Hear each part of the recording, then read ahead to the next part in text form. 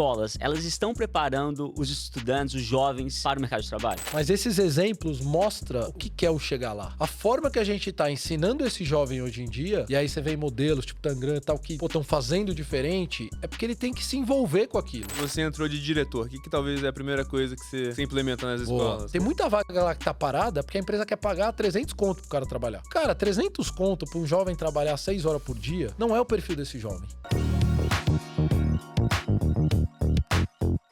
Começa mais um MestreCast, eu sou o Alexandre do Bugraço. Eu sou o Felipe Baldi. E a gente fala aqui sobre o futuro da educação. Quem que a gente tem hoje, Felipe? Hoje nós temos um convidado muito especial. Possivelmente você já viu ele na televisão, na Globo. No Flow também, não? No Flow também. Então, o nosso convidado hoje aqui, ele é chique. Ele tá no LinkedIn também o tempo LinkedIn, todo, né, cara? Mas é de verdade, não é influenciador falso igual a gente, Ele é top né, voice. Top Tá voice no outro mesmo. nível, É outro entendeu? nível. Então, Ale, mas pra galera assistir o episódio de hoje, tem que pagar alguma coisa. O que a pessoa tem que fazer? Você simplesmente tem que clicar aqui nessa curtida e nesse inscrever no canal aqui pra apoiar o nosso trabalho, que tá caro pra pagar esse estúdio aqui pra trazer pra vocês. Então, pô, faz aí essa curtida, essa seguida pra nós. E compartilhe com a pessoa, com o jovem principalmente, quem tá no mercado de trabalho e precisa de orientação. Fechado? Porque o nosso mestre de hoje, ele é o cara que conecta educação com o mercado de trabalho, ele sabe tudo sobre desenvolvimento profissional e ele já trabalhou em diferentes áreas na educação do Brasil. Ele trabalhou 14 anos no Instituto Ayrton Senna, depois ele foi CEO da Broa. Exatamente. Depois, ele também empreendeu, ele cofundou a Galena, que depois se tornou a EduPes, que é a maior plataforma de desenvolvimento profissional do Brasil. E agora, Ale, o cara, ele está à frente do CIEE, que é a maior organização da América Latina que conecta os jovens ao mercado de trabalho. Pô, bom, currículo aqui, grande aqui, e eu já estou lendo o livro dele. Você ganhou aí também, não já? Eu ganhei Mostra também, aí, ó. mostra O o livro. mundo é seu, com vocês, pessoal. Mas Rodrigo... calma lá, né? Mas Calma lá, Rodrigo Dibi. Rodrigo Pô, Di. primeiro, super prazer estar com vocês. Ó, gente, é chique mesmo aqui, hein? Estrutura, galera muito do bem. Palavras aí que você falou, imagina, tô aprendendo e aprendo aí com vocês todo dia.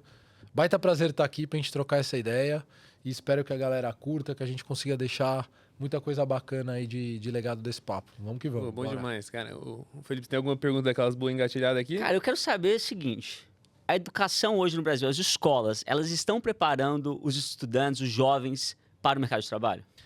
A resposta é bem objetiva e não, né? A gente tem uma desconexão histórica sobre educação e mundo do trabalho. Sempre foi assim.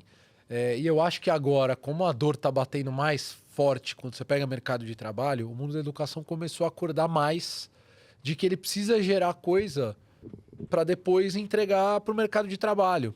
Costumo dizer que educação, para mim, ele tem que te libertar. Educação é uma coisa para as pessoas serem libertas, né? Para poder fazer o que ela quiser. E como é que você vai poder fazer o que você quiser se você não tiver trampo depois? E trampo não é emprego formal, é trabalho. Se você não for preparado para fazer alguma coisa que por você consiga a tua grana, você nunca vai ser liberto. Você sempre vai precisar de alguém dar grana para você, ou é o governo, tal. Então a educação entender isso, que o papel dela sim é de formar cidadão, é de formar gente do bem, de dar uma amplitude sobre a vida, ok. Mas isso, sem você me preparar para o mundo que vem por aí, quando abre a porta da escola, aí me tiram da escola e eu não sei o que eu vou fazer, puta, ferrou, né? Então, acho que não. Acho que é um baita desafio cada vez mais a gente aproximar isso. E quando você vai olhar, assim, pro que a escola tá preparando na tua visão, cara? Porque, bem, para ser cidadão e tudo mais, mas, sei lá, imagina o que falta ali, né? Falta desenvolver habilidades, falta mais conhecimento. Eu acho que a escola prepara para a gente ser comunicativo, interagir socialmente. Ela te dá a base, sim, para uma vida. Só que falta uma conexão para você ser mais diretivo. Então tá, olha o que está acontecendo no mundo lá fora e prepara as pessoas lá dentro. Você pegou modelos fora do país, puta, japonês, o cara tá aprendendo matemática já na prática desde pequeno. Os caras simulam supermercado, mais coisa na prática, tal, porque aí ele entende, ele significa as coisas. Hoje em dia a gente fala muito que o jovem não quer nada com nada. Puta, eu truco muito isso. A forma que a gente está ensinando esse jovem hoje em dia, e aí você vê modelos tipo Tangram e tal, que estão fazendo diferente, é porque ele tem que se envolver com aquilo. O jovem de hoje quer uma parada que tem propósito, e o propósito não é só na fase bonita de ter propósito. Pô, isso significa para mim? Então significa por que eu tenho que aprender isso? E aí você tem modelos educacionais que ainda estão muito descolados da prática, né? Putz, então tá, para que eu vou aprender biologia do tal? Significa isso para mim, né? Então, quando você tem um modelo de educação conectado com o mundo real, com o que acontece fora da escola, com a realidade desse jovem, com o que ele está vivendo, isso ajuda tudo. Ele está mais preparado e, ao mesmo tempo, óbvio que ele vai ter mais tesão de estudar, né? Vamos dar um exemplo aqui, Gibbs. A gente colocou, cara, escola de presente aqui pra você, você entrou de diretor. O que talvez é a primeira coisa que você implementa nas escolas? Boa, essa não é uma equação simples, mas a primeira coisa é ensino prático na veia. Você precisa significar para essa molecada o porquê que eles estão estudando o que eles estão estudando. Como é que você faz isso na prática? E dá pra fazer isso em todas as matérias. Acabou o negócio do jovem ir para a escola. É tão batido, mas a gente tem que falar. Eu sou o cara que eu gosto de vomitar obviedades, porque e até um capítulo do livro que é o feijão com arroz precisa estar bem feito. Então, vamos pegar, todo mundo fala, o jovem não precisa mais ir para a escola para saber quem descobriu o Brasil, cara. Porra, é fácil, em 2 cliques ele vê. Então, o papel do professor precisa primeiro mudar totalmente. Ele é um tutor, ele é um orientador, e ele tem que lidar com aquele ambiente escolar, tem que ser uma troca para troca de problema, resolver problema, situações práticas. Então, transformar cada aprendizado em coisas absolutamente práticas é a primeira coisa que eu faria, porque você trata o que o mundo do trabalho quer. Ele quer gente protagonista. Pô, vamos lá, no modelo educacional, que você faz prova, eu e você, a gente faz prova. Você tira 0, eu tiro 10. No dia seguinte, a gente tem a mesma aula. A mesma aula que a gente vai ter. E aí, o que está vendendo para mim é porque eu tirei 0 e você tirou 10, porque eu estudei menos, você estudou mais. Vai para o mundo do trabalho, não é sobre isso. Você não é medido sobre prova. Você vai na escola, tem chamada, vale o cara que chegou no horário, o outro tal. O mundo do trabalho não é medido sobre isso, é medido sobre resultado. Então, todo modelo que você é cobrado depois na vida, de se virar, de ser protagonista, de jogar junto, de colaborar, de ter resiliência, de ser criativo, de se adaptar, que é o que o mercado do trabalho vai pedir cada vez mais com IA e tal, na escola você não está 0 preparando isso. Então eu traria esses elementos que são tão falados no mundo do trabalho hoje para dentro desde pequeno. Porque aí você forma o jovem independente se amanhã vai morrer profissão. Tem um outro que eu falo assim, cara, esqueça a profissão. O importante é você ter uma trajetória, porque é isso, cara, vai mudar toda hora. A velocidade é muito mais rápida. Então esquece você ficar falando de tipo, eu vou ser essa profissão ou não. Você tem que preparar para você mudar o tempo inteiro e tá tudo bem. Isso que a gente está fazendo agora virou uma profissão. Você fala isso, meu pai? Ele ri da minha cara. E acho que a velocidade que vai ser, daqui 5 anos, talvez não vai ter isso aqui. Porque a mudança é muito mais rápida. Se ela é muito mais rápida, a gente tem que estar preparado para você pegar essa sua habilidade e transformar rápido em outra coisa que o momento pedir. Então é um pouco do que eu introduziria.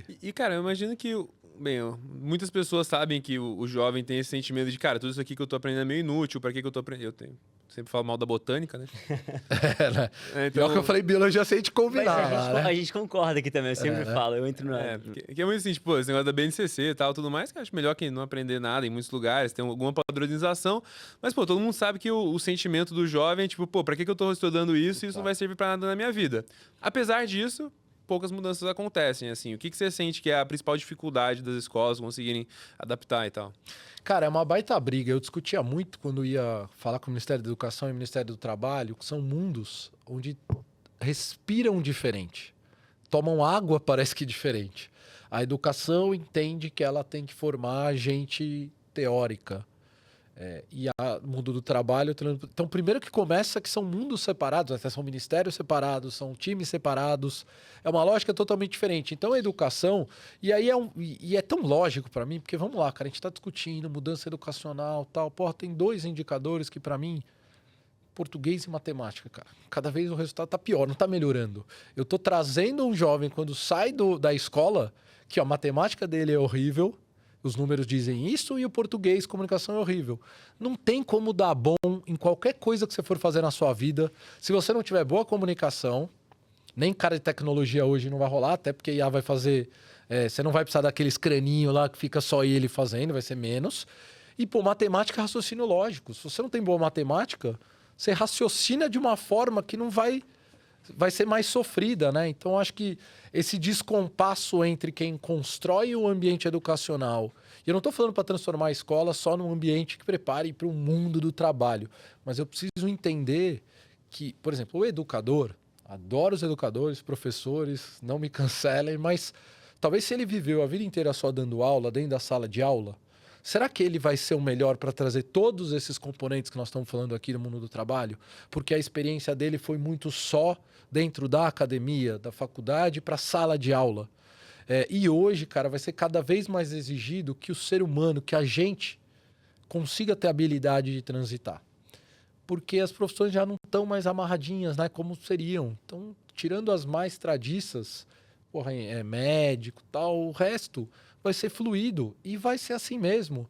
Então, isso exige da educação um olhar totalmente desconstruído, se a gente quer formar gente preparada para o mundo, né?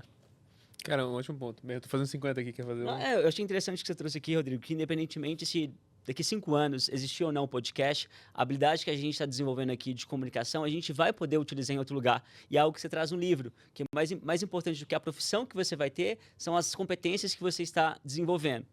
E você tem algum número para trazer para a gente em relação a como que, por exemplo, as profissões vão mudar, profissões que não existem hoje vão existir?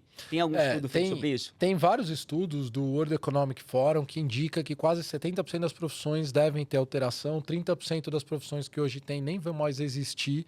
Então, ontem eu estava fazendo uma palestra para 600 jovens em Guarulhos. E aí eu falei, gente, alguém aqui sabe o que é datilografia? Talvez vocês não devem saber também. Sei. Cara, de 600, 4 levantaram a mão. E datilografia era uma profissão. Só que o que ele fazia? Datilógrafo. Ele escrevia na máquina de escrever, que a galera também nem sabia. Tá perdido esse conhecimento? Se o cara soube fazer esse deparo, não. Porque o cara migrou e é digitação. O cara meio que se virou. Se o cara ficou na cabeça dele achando que, puta, acabou a minha profissão, fudeu. O cara não vai ter trampo. Você fez datilografia, cara? Não, imagina. Eu sou mais novo que isso, pouquinho. Eu fiz curso de digitação na Microlins, cara. Foi no Microcamp, inclusive. E eles chamavam de datilografia, inclusive, na digitação. Cara, Microcamp, cara. Vou falar um curso aleatório, mas eu digito rápido, tá? Você usou habilidade. E o Felipe colocou, puta, tudo vale, cara. Eu coloco muito isso, assim. Meu primeiro curso foi engenharia, aí eu abandonei. Qual? Eu fiz engenharia. Não, eu queria ser engenheiro de produção. Fiz pela FEI, só que o começo da engenharia é básico para todo mundo. Uhum. Aí, vamos lá, que eu não aguentei. Saí, depois de fazer propaganda e marketing na SPM, também achei que não era o lugar. Aí eu fiz direito, me formei em direito. Ali que você se achou? Achei mais ou menos. Tanto que eu não sou de ter nada de advogado. Porque eu acreditava que direito ia resolver várias coisas do mundo. Mas o que eu quero dizer é o seguinte, não é menos sobre a minha história, mas, pô, depois eu fui fazer administração e a minha trajetória hoje, eu não sou um advogado. Então, acho que é sobre isso. Mas eu ter feito engenharia, ter passado pelo marketing, ter feito direito, ter feito administração, ter feito pós em tal, tudo compõe quem eu sou. Se você souber que eu pego aquele elemento para usar isso na minha vida, eu pego isso, tudo vale, até hobby, né? Tem um capítulo lá que fala de Mad Skills. O que é Mad Skills? O que são Então, Mad Skills? Que essa vai ser a nova frente que o RH vai começar, já está olhando e vai começar a olhar, porque a gente tinha, até então, era um tipo de competência que são as competências técnicas. Competência técnica é aquilo que você sabe, que você aprendeu. Então, eu sei engenharia, eu sei tecnologia, eu sei programar, eu sei Python, eu sei tal. Que é o hard skills.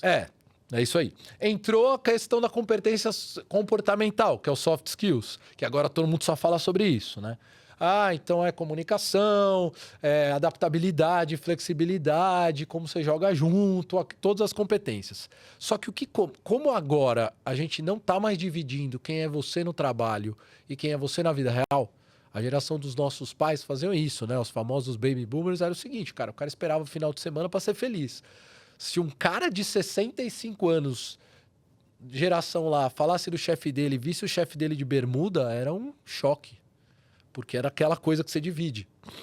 Esta nova geração, como a gente mistura tudo, é trabalho, é propósito e tal, o RH começa a olhar as coisas que você gosta de fazer como hobby, dizem quem é você. Sim. Porque é verdade. Cara, eu vou dizer assim, quando eu fui entrevistado para ser CEO pelo Proa, quem toca o Proa é a família Lehmann. Jorge Paulo, Suzana Lema, tem todo o board lá. O Barbará que toca o Pro? O Barbará, pô. Pô, salve pro Barbará aí, parceiro. Jogo tênis direto com ele. Pô, mano, ontem eu falei com ele, mandei meu livro pra ele. Vou mandar uma foto pra ele depois. Cara, vamos mandar. O Vai ter que assistir esse episódio. E até pra deixar registro aqui, tá? O Barbará, Marcelo Barbará é os caras que mais me ensinou. Ficava lá comigo, eu aprendi a fazer planilha com ele. Cara sério, coração bom. Puta, esse é abraço pro Barbará. Abraço pro Barbará, cara fera demais. E ó, tá melhorando cada dia no É? tênis também. Ô, Vai chegando lá? Eu conheci ele aleatoriamente, cara. Eu tava lá em Stanford, assim, eu tava jogando tênis com um amigo meu, a gente falando português, e ele tava fazendo aula com a molecada lá, assim, aula em grupo, tá horrível. Aí eu dei um saque forte lá e falou, pô, você é brasileiro? Eu falei, sou. Ele falou assim, não, vamos jogar aqui amanhã e tal. que demais. Aí cara. ficamos parceiros. Ele me apresentou até pra CEO do Pro agora. Como é que é o nome dela? Aline. Aline, pô. Ela era minha diretora. Quando eu trouxe para a diretora de operações, eu já sabia que eu queria dar um próximo passo. Por isso que, de novo, né? Quero dar um próximo passo, deixo a casa em ordem. Então, deixei a casa em ordem, trouxe alguém que eu achava que ia poder tocar lá dentro e tal. E depois eu indiquei. Quando eu falei que eu queria empreender, eu indiquei ela para ficar. Tá lá, tá super bem. O Pro fazendo baita Aproveita que a trabalho. gente desconversou aqui, conta um pouquinho do Pro, pro pessoal da audiência conhecer mais o trabalho. Boa, o Proa, que hoje a galera tá tocando brilhantemente lá, ele faz um trabalho de inserção de jovens de baixa renda no mercado de trabalho, né? E lá, quando eu assumi, ele atendia 400 jovens por ano, já existia há 12 anos, e o sonho grande era ir para 400 mil. E aí era a ideia, eu assumi para a gente tentar construir os pilares para levar para a autoescalabilidade, né? E deu super certo, hoje a gente já atende mais de 100 mil jovens, então... E é legal porque é uma galera que se prova que o mais importante é quando você tem competência que querer mesmo, né? E porque tantos processos seletivos que o Proa tem é você testar à vontade, né? E voltando no Mad Skills, então o que é o Mad Skill? Hoje você se mistura tudo.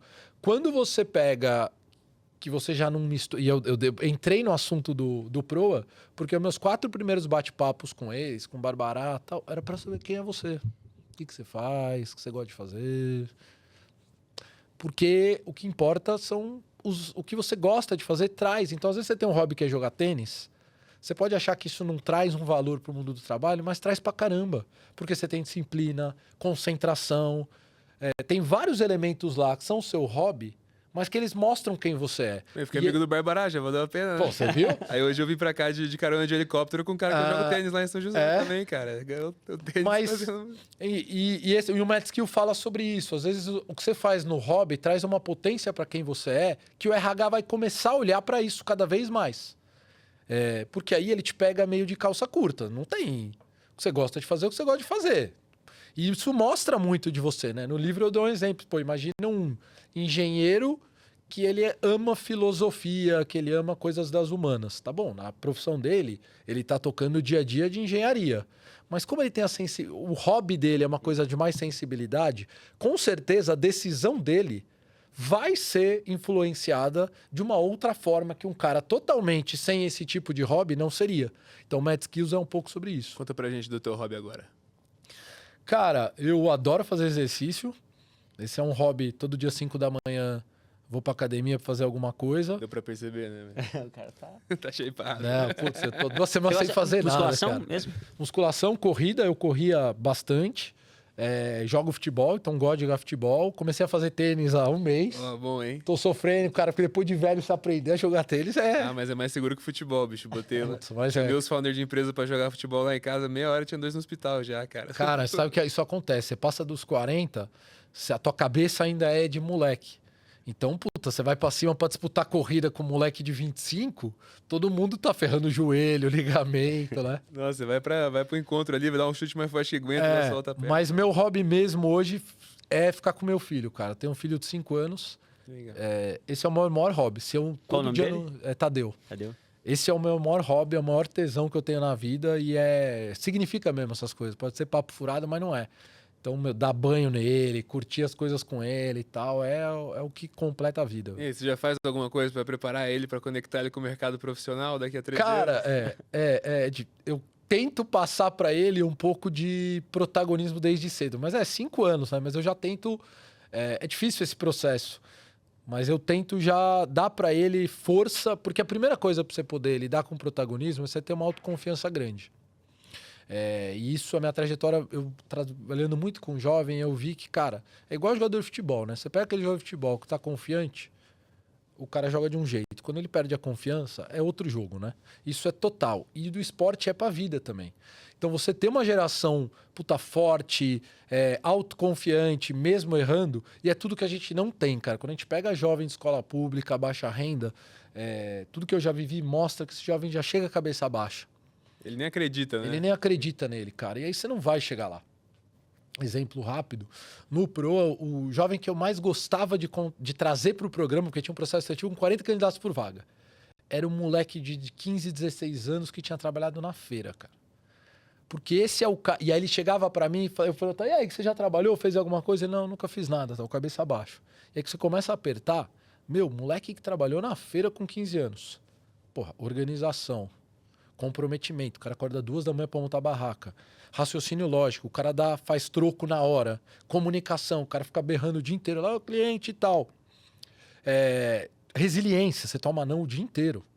Cara, todos os elementos lá que a gente fala, tão bonito lá em competências comportamentais, tá lá. Só que você precisa pegar esse moleque e fortalecer isso. E não é um processo fácil, cara. Porque se você não tá autoconfiante, puta, você não vai se arriscar, né? Uhum. Cara, vamos criar um novo projeto aí, Feirantes do Brasil. A gente vai na feira, acha a molecada lá que tá gritando, a gente fala assim que é um futuro melhor. Cara, é o cara Joga pro batalhador, no final do dia. Eu ia pra feira com meus pais, vender bijuteria. Tava lá vendendo, putz, eu aprendi várias coisas lá. Cara- Eu todo domingo pra feira no Mineirinho, em Belo Horizonte. Pô, que legal. Aprendi muito. Hoje, quando eu olho pra trás, eu falo, cara, putz, eu podia ter tido a oportunidade de aprender inglês. Quando eu era mais novo, era doido pra aprender inglês e meus pais não conseguiam pagar. Mas quando eu olho pra trás, eu falei, cara, hoje, depois de mais velho, eu consegui aprender inglês, assim, não é? Mas dificilmente eu teria aquela oportunidade lá. Então, assim, meio que se o cara, ele também foi inteligente, mesmo com todas as dificuldades, ele consegue desenvolver habilidades mesmo no contexto dele. É isso, cara. Eu falo muito pra molecada de baixa renda que esse negócio da competência comportamental tá tão forte e ser valorizada é uma vantagem. Porque competência comportamental você não precisa pegar em Harvard. Você pega na feira, você pega em qualquer lugar. Vontade, brilho no olho, tesão, ir atrás, Mas tem tal. um negócio que pega, que é autoconfiança. Como isso se desenvolve? Assim, como vocês conseguem ajudar os estudantes a desenvolver essa autoconfiança? Cara, é difícil. O que eu aprendi na minha trajetória, e ainda agora estando no CIE, que é gigante, autoconfiança é um negócio que é trabalhado diariamente, né? E você tem uma geração inteira no Brasil, quando você pega gente de mais baixa renda, que aconteceu. O cara não teve assim, vocês falam do Tadeu, eu falo assim, puta, o Tadeu, eu quero isso pra ele. Você sonha o que você quer pra ele, você direciona. Mas o Brasil é feito de uma geração que aconteceu. Ninguém planejou, cara. Tava lá, surgiu, teve um monte de filho, e aí virou mais uma boca pra sustentar também, entendeu? E aí isso vai gerando que assim, não, sabe, tipo, você não tem o foco de dar o carinho, de dar a atenção, de vai estudar, vai fazer tal. Isso vai gerando uma fraqueza interna para essa juventude, né? O processo de autoconfiança, ele é diário, né? Não tem uma medida de faça isso, faça aquilo. Você precisa sempre estar dando a confiança, principalmente no erro, de que tá tudo bem. E continua, e tá tudo bem, e continua. É assim em qualquer área, né? Quando você tem um profissional, quando você tem um colaborador, quando você tem filho, time, é tirar a cultura do erro, é dar fortaleza para a pessoa, porque a autoconfiança vem quando você não tem mais medo de errar. Quando você está nesse ponto de se arriscar, tal, isso é legal, porque quer dizer que você está autoconfiante. Não pode ser uma autoconfiança burra, né? Porque a gente tem que saber aprender. Errei, beleza, eu tenho humildade, eu vi que eu errei, mas eu não perco o brilho, eu não me fecho. Eu não viro no casulo. Então é um processo diário, cara, que ele começa dentro de casa, na escola, em cada ponto de contato. Porque se algum ponto de contato te falarem que você tá para baixo, que você não é difícil você brigar contra. E essa geração que me trouxe de aprendizado é que, puta, vive, principalmente a de mais baixa renda. A minha trajetória, eu vivi em todos os mundos. Eu nasci numa classe boa, ali optei por lidar com jovem de baixa renda. Então isso trouxe para mim todos os olhares, assim, né? E eu vejo que essa molecada que vem de baixo, eu sou um grande crítico quando você fala que é uma geração que não quer nada com nada. Quem que está falando? Quem que não quer nada com nada? Depende. Tem vários mundos diferentes. Tem a galera que, puta, tem um dado interessante de quem são os nenéns brasileiros. A gente fez um evento com o Ministério do Trabalho há um mês atrás, onde a gente divulgou lá no CIE, no palco, Quem são os nenéns brasileiros? São 5 milhões hoje. A maioria dos nenéns brasileiros são meninas, negras e que têm filhos. E aí você vai falar pra mim que você junta essas 3 coisas, gente que não quer nada com nada? Que tá vendo TV ou jogando videogame? Não é. É porque alguém tem que cuidar, alguém tem que ficar em casa, alguém tem que...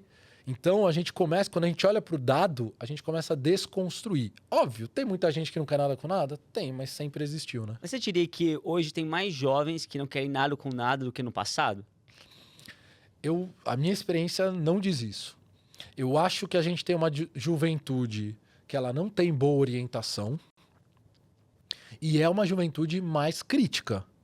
Porque é uma juventude nativa, a gente esquece, mas o fator do celular, ele muda o jogo. De tudo. Você tem acesso a muito mais coisa, mas esse acesso não quer dizer que você entenda mais das coisas.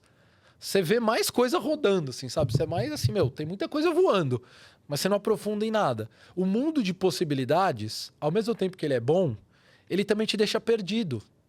Porque eu tenho tanta possibilidade para escolher, eu não sei qual. Então você tem uma geração mais ansiosa, que é mais difícil de tomar decisão, então às vezes ela trava. Eu não acho que é uma geração que não quer nada com nada, mas ela quer encontrar aquilo que efetivamente cola com ela. Você acha que então, o acesso tem levado os jovens a ficarem mais perdidos, talvez? É porque ele é um acesso que a gente acha que é... Para mim, ele é um acesso não qualitativo. Porque pensa a rotina de um jovem, vamos lá, né?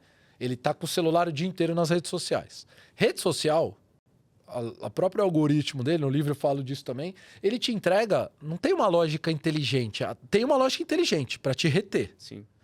Mas se você começar a ver um monte de coisa macabra lá, ele vai só te entregar coisa macabra. Porque ele não tá preocupado em você ter conhecimento, em você conhecer mais do mundo. Ele tá preocupado em você ficar mais lá. Ao mesmo tempo, se você começar a ver coisa mais bonitinha, ele vai te entregar... É a ferramenta do engajamento. Ela não é a ferramenta de orientação.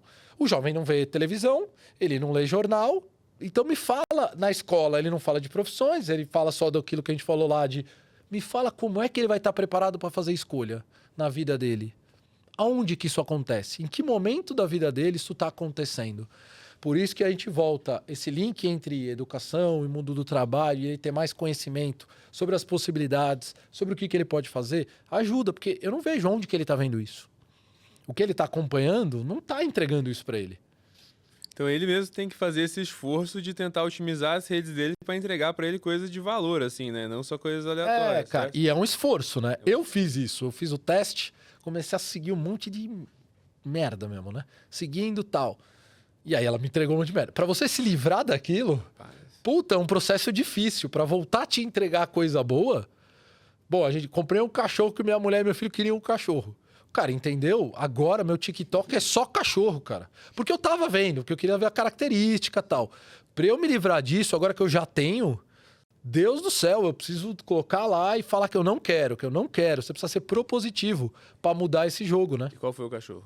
É um chihuahua, cara. Que fofinho. Vai ser lindo eu saindo com ele, né? Mas um jeito fácil pra você treinar é seguir o MestreCast nesse momento. Clica aqui logo e segue e já treina o teu algoritmo. Gostou dessa? Agora, adorei. Muito bom. Mas, cara, que legal. Nossa, eu entrei num buraco de brain rot italiano. Vocês pegaram esse também, não? Não. Nossa, a gente até postou um lá na página e tal, que pegou muito view, assim, cara. Que essas coisas aleatórias. Cara, Neymar gordinho também, pra mim, ele fica me perseguindo em todo lugar que eu vou. É, né, cara? Não, você entra numas que, vai... Profundo, né, cara? E aí você tem que, pô, E o ativamente... TikTok é especialmente muito bom nisso. Muito bom, cara. Ele é um vídeo que você já vê por mais tempo, o próximo ele já entendeu, né, cara? É louco isso. Cara, e hoje você, quando você vai trabalhar as redes sociais, assim, né, acaba tendo um incentivo negativo a você produzir conteúdo, sei lá, que é mais de qualidade versus conteúdo que é mais de entretenimento, né, que não é tão, sei lá, positivo. Você sabe que eu ainda não me joguei da forma que deveria. Primeiro a questão que a vida é muito louca, né? Então, puta, você tá num lugar, tá no outro. E também tem isso. Você precisa querer comprar uma briga. Porque eu também, cara, com mais de 25 anos de experiência mergulhado, eu não vou conseguir fazer coisa que não for... ela tem que ser leve. Eu gosto de falar leve, de igual para igual, com jovem e tal, mas ela tem que ter um sentido.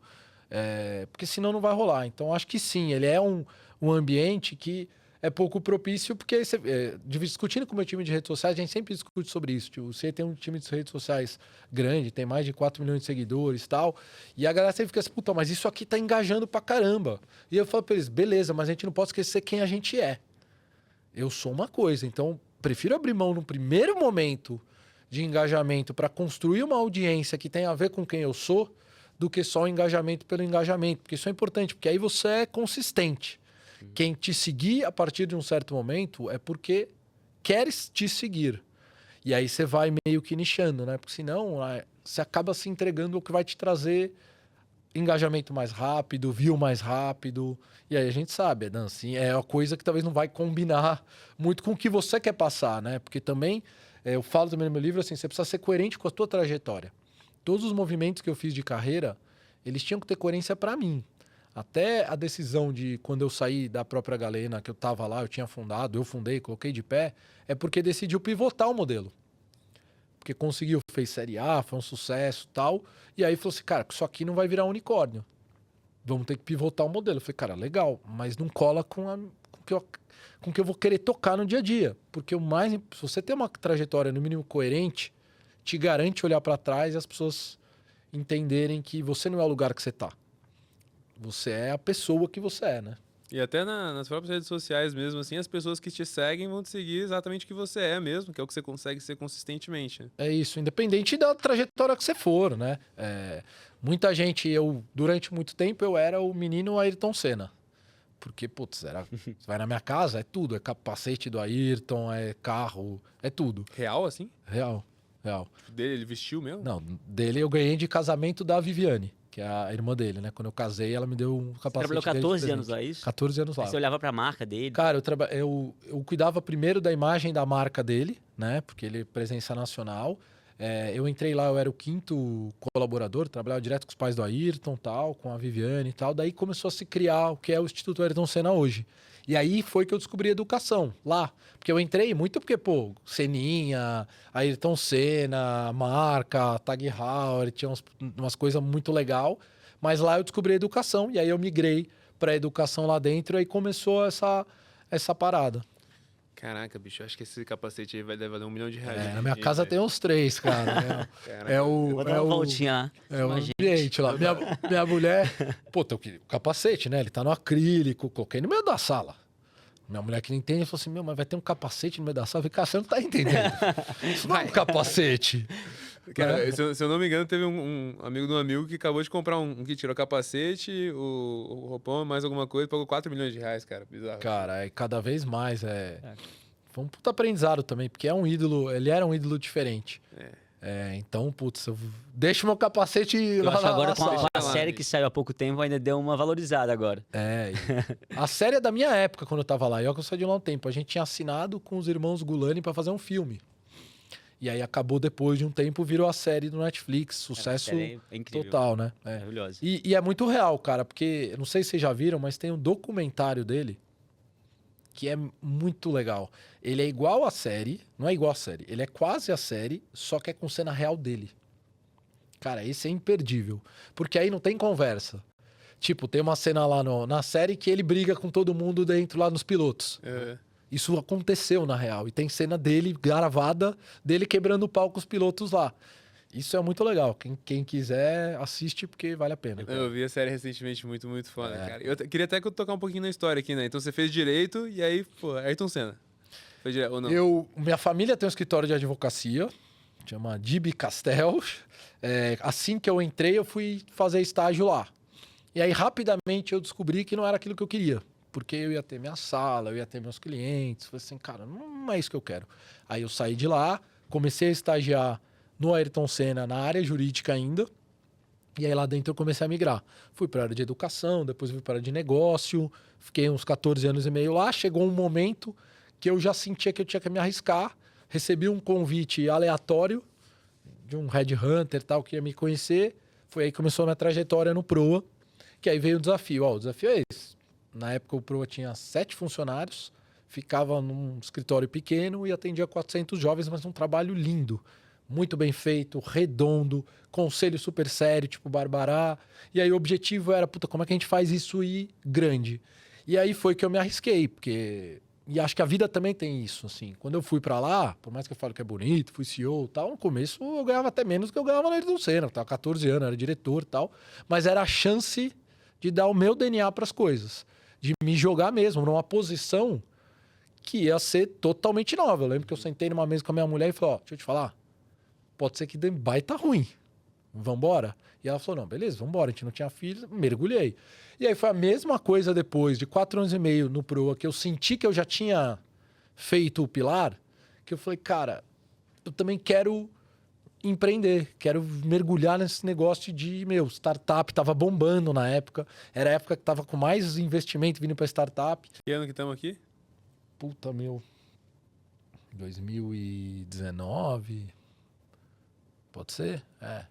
Por aí, 18, 19, era antes pandemia e tal.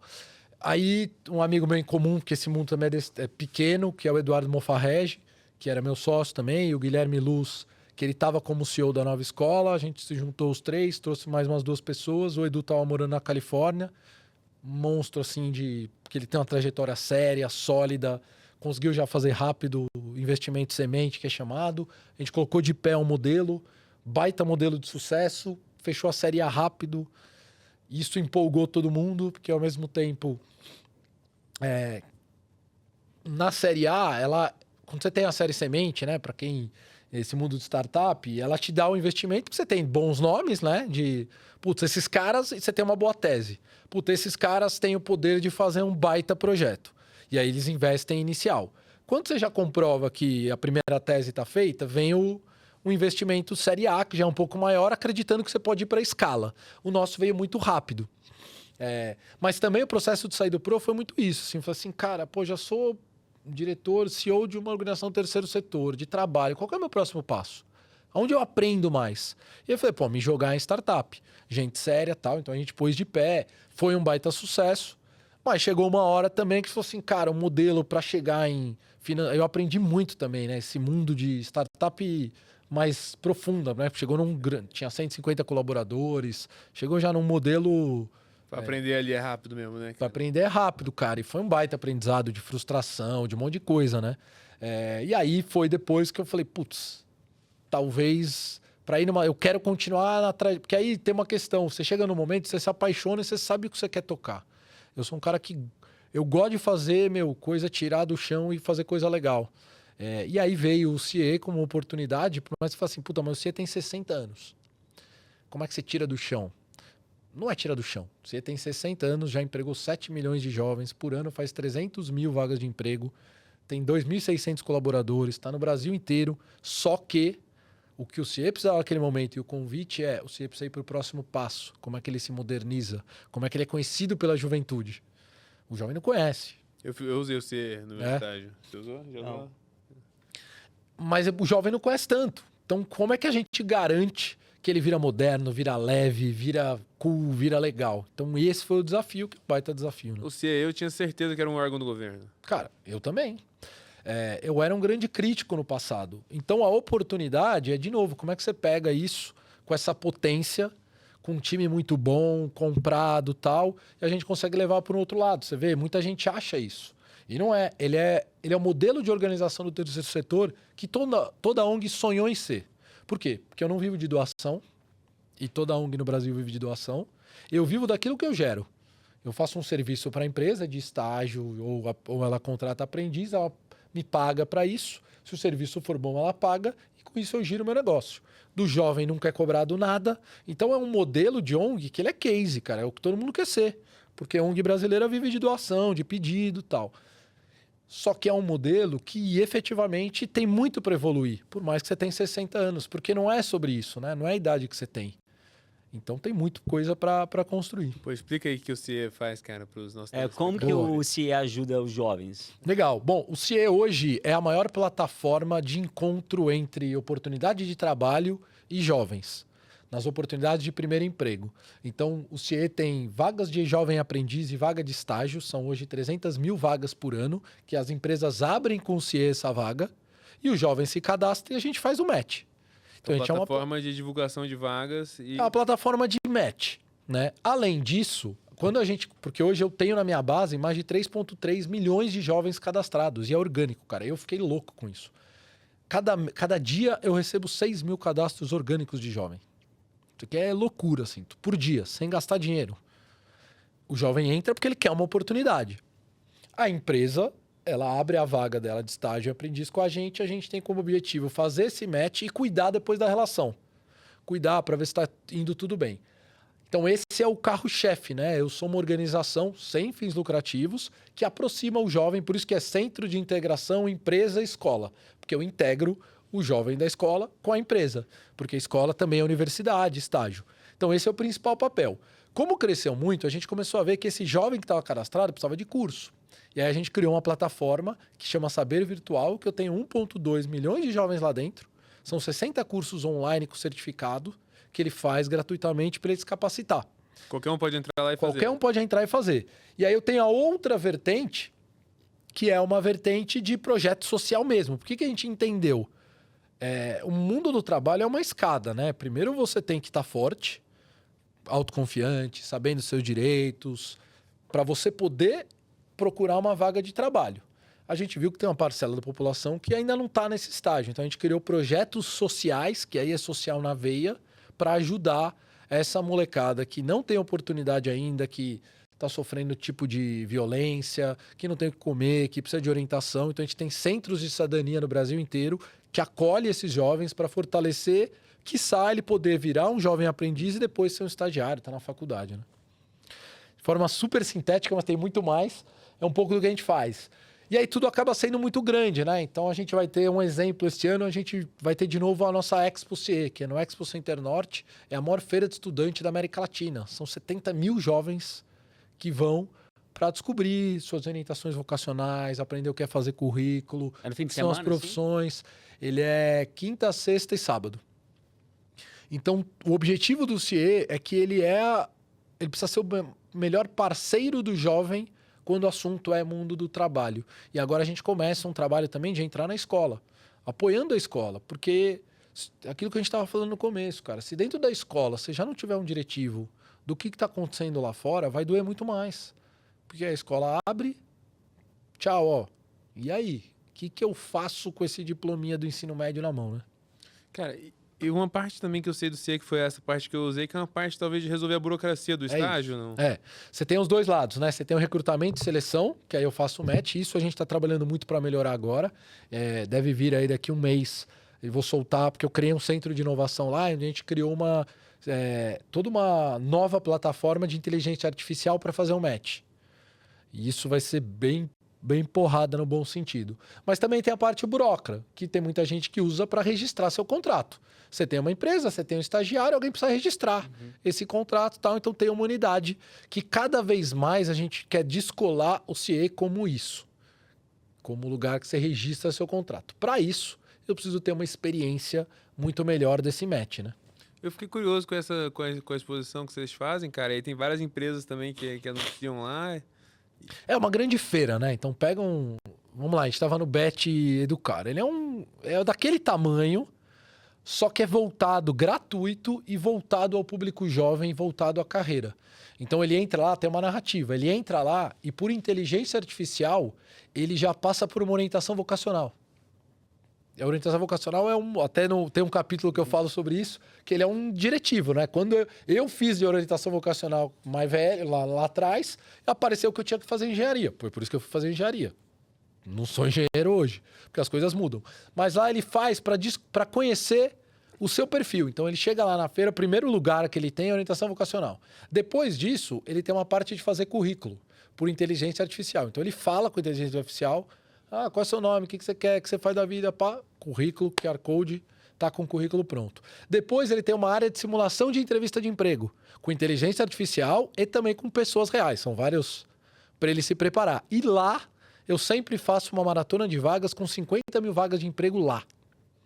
Então, e além de eu ter, atrações, roda gigante, vai ter tudo que tem legal. Então tem experiência com VR, um monte de coisa de entretenimento, música, palestra pra caramba, um monte de coisa legal, mas ele tem uma trajetória que quem quiser sai de lá, desde se conhecendo até uma oportunidade de estágio, de aprendiz. Então ele é um evento que não tem igual, porque ele é muito focado em mundo do trabalho, mas de uma forma descontraída, divertida. E aí as empresas querem ter seu stand lá, então você já tem Banco do Brasil, você tem um monte de empresas que estão lá, LinkedIn, o ano passado estava gigante, universidades, lugares de educação, porque querem se conectar com esse jovem, porque passam 70 mil jovens ao longo de 3 dias lá, né? Olha, por que o estudante não pode perder a Expo CIE deste ano? O que ele vai encontrar lá, cara? É só se ele quiser ser um desempregado pro resto da vida, não é mesmo?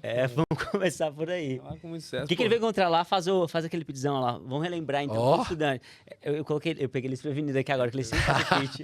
Mas eu faço aqui, ó. Você é estudante, você quer se conectar com o mercado de trabalho, você quer encontrar um futuro para você que não é um futuro qualquer, você, dinheiro pelo dinheiro, mas um futuro que de fato se encaixa com você, com a sua personalidade, com as suas habilidades e com os seus sonhos e objetivos. Você pode ficar tentando fazer isso na marra ou você pode colar com quem entende do negócio. E você, na Expo CIE, que é o maior conexão dos jovens com o mercado de trabalho, onde o nosso querido Dib aqui já passa o dia inteiro pensando nisso, para como que ele vai fazer a sua vida ser mais fácil, para gerar impacto na sua vida. E você vai poder chegar lá na Expo CIE e com facilidade passar por todos os processos para você se conectar com o mercado de trabalho, conhecer diversas empresas e poder ir atrás dos seus sonhos. Caramba, com papel assinado aqui, ó. Onde que assina o contrato? É o nosso, hein? Pô, você nem ia deixar, você nem ia perder esse talento. Vocês vão estar lá, né? Vão estar lá. Né? Pô, o Felipe me desafiou aqui, cara. Caramba, ó. Eu chamei ele aqui, Cara, você fez um... não, foi na hora, ó. Não, mostra seu talento aqui, Caramba, hein? Cara, muito da hora, eu não sabia que existia. Tá contratado, Eu tô cara. de cara que 70 mil jovens vão lá, né? Vão lá, Você vê cara. como que o jovem quer alguma coisa com alguma Isso, coisa, por né? isso que Eu vi quando- os vídeos, incrível, assim, ó, muito legal. A gente voltou com ela presencial em 2024 e esse ano eu acho que vai estar bem melhor.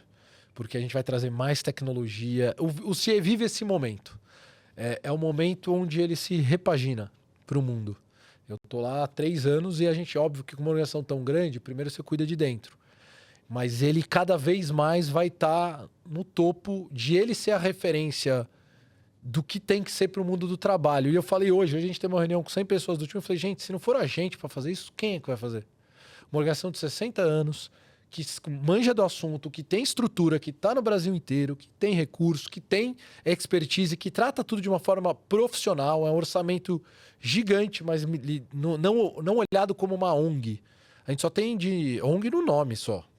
O resto é uma empresa, pelo tamanho que ele tem. Se não for a gente para fazer isso, quem é que vai fazer, né? Pois é, cara. E vocês consideram fazer um rebranding ou não? Cara, a gente já tem feito algumas coisas, então a gente trocou toda a parte de branding quando eu cheguei em 2023.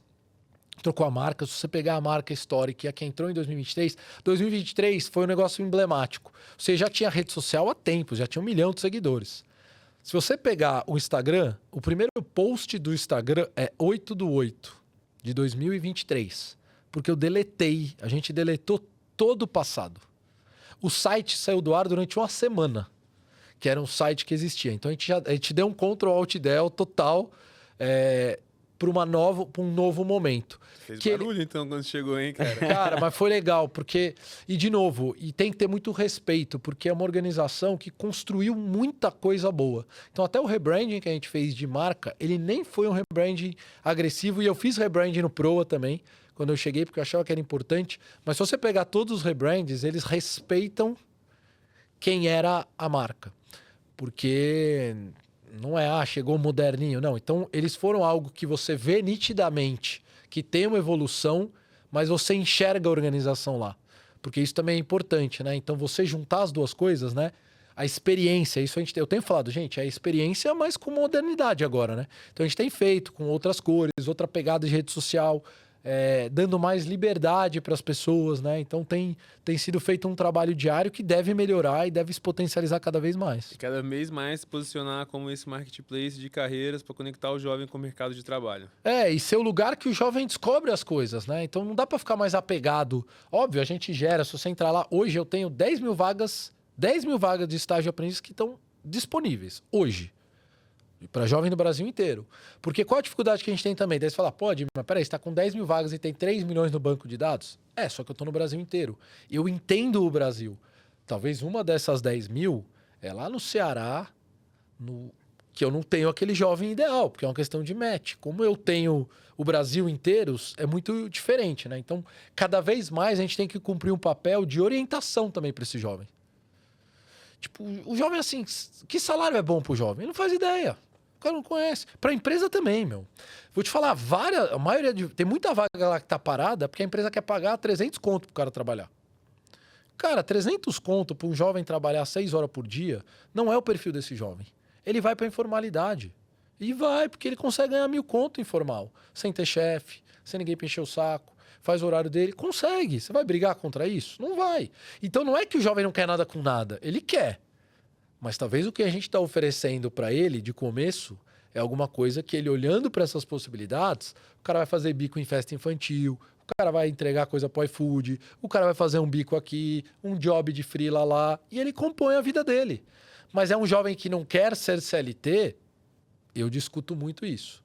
Ele quer ser CLT, mas em que condições? Né? Então é um pouco sobre isso. Tem um contraponto aqui que o estudante ele também tem, ou jovem, ele precisa ter um olhar a médio e longo prazo, né? Entender que se ele tiver condições, vale a pena em algum momento eu ligar menos, não necessariamente os R$ 300 que você falou, mas eu vou estar nesse momento desenvolvendo habilidades que vão ser importantes para chegar onde eu quero. Então, acho que esse primeiro passo ali é ele se conhecer, né?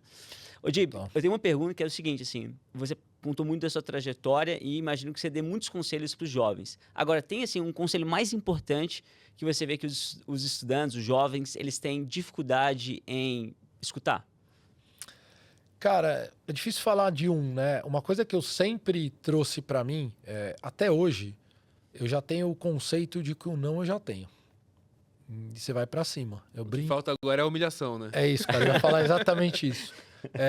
Porque se você já tem isso, cara, você tem que se arriscar. Mas não é se arriscar com profundidade. Eu sempre procurei ser muito intenso. Pô, eu tô aqui, cara, eu tô aqui. Eu tô dando o meu melhor. Pode ser que o meu melhor não possa ser legal, mas saio dessa porta com a consciência de, cara, se o jovem tiver essa consciência, cara, de que em todo momento que você tá, você tem que dar o teu melhor com profundidade, não tem como dar ruim no futuro. Porque você vai trazer coisa boa, porque você deu o seu melhor, você se dedicou, você estudou antes. Esse eu acho que é o grande conselho que eu tento trazer, até com o meu moleque, quando eu falo, todo mundo, cara, mergulha. O mergulho profundo não é aquele que você fica 20 anos fazendo um negócio. É aqui, é agora, cara. Você tá só aqui, você tá mergulhando. Puta, então isso vai trazer resultado. E hoje a gente vê, eu até falo, né? Hoje no Brasil tem uma média que as pessoas ficam no máximo 2 anos e meio no trabalho e tal. Eu não sou contra isso. Eu passei 15 anos no lugar, mas passe com qualidade. Você ficar 6 meses, cara, saia de lá quando efetivamente você deixou alguma coisa, você aprendeu. Então, acho que esse é o conselho que eu dou. Seja profundo naquele momento que você está. No livro eu tenho um capítulo que eu faço que é importante fazer escolhas. Mas é uma escolha para agora. Escolha. E o escolha não é se eu escolho entre isso e isso. É mergulha nisso. Se eu escolhi agora, cara, agora eu vou mergulhar um pouquinho nisso. Eu não vou ficar já olhando a grama do vizinho. Porque senão não tem profundidade. Até no almoço estava discutindo isso com uma pessoa, que é isso, cara. Às vezes você escolhe um negócio, você vai por um emprego, mas você já tá de olho no outro, cara. Cara, sempre a grama do vizinho vai ser mais verde, meu. Pra tudo, pra relacionamento humano, pra namorar, pra casa, pra tudo. Então você tem que dar uma mergulhada, pelo menos naquilo. Agora eu só vou olhar um pouquinho pra isso. Pode ser rápido, pode ser 2, 3 meses, mas eu acho que esse é um conselho que eu deixaria. Pô, que bom que você acredita nisso, cara. Eu tenho a Ana, trabalha com a gente lá, super inteligente, tirou, sei lá, 800 e pouco no Enem, passou em Ciência da Computação lá no Espírito Santo e tal. Hein? E aí, pô, ela entrou na faculdade assim e tal, aí tem a faculdade, né, que tem que fazer, mas ela já sacou que ela não quer muito ser programadora e tal. E ela entrou no nosso time pra fazer vídeo, né, fazer edição de vídeo e tal, conteúdo, marketing e tudo mais. E ela falou assim, pô, eu gosto muito de trabalhar com internet, eu vejo um futuro nisso aqui, que só, cara, pô, eu tô aqui na faculdade, o pessoal fala, cara, projetos de pesquisa, iniciação científica e tal, e aí, pô, eu também tenho essa ideia, assim, eu sinto que eu quero empreender, não sei, acho que eu vou fazer um pouquinho de tudo. Eu falei assim, não, minha filha, você pode fazer tudo algum outro dia, cara. Se você quer trabalhar aqui com a gente, cara, foca 100% nisso aqui, ó, fica boa de marketing, fica boa de produzir conteúdo, fica boa disso, aí depois você pode ver outra coisa, mas, pô, faz uma coisa muito bem feita, não tenta fazer tudo mal feito, né? É sobre isso, e pode parecer tão básico, né? É básico a gente falar isso, mas é o que mais falta. Faz o teu bem feito. Tem também um capítulo lá que chama Não invente prato novo se o seu arroz e feijão não tá bom. Tá bom? Tem certeza? O cara tá agradando? Porque até se você quiser sair, se ela tá fazendo o trabalho dela bem feito e quiser sair, você vai ser o primeiro, porque o mundo também é uma bola que todo mundo se encontra, né? ter boas referências é o que faz também de você. E boa referência, tá tudo bem, se você cumpriu o seu trabalho bem, resolveu, saiu, foi honesto, falou, se amanhã te ligarem para perguntar a indicação dela, você vai falar, enquanto ela ficou aqui, animal, trabalhou bem pra caramba. E isso é o que você vai compondo, né? Porque pra mim, assim, o difícil é fazer de forma consistente, constante, aquelas atividades rotineiras. Às vezes eu vejo a galera querendo fazer coisas enormes, grandiosas, mas eu tô fazendo isso daqui.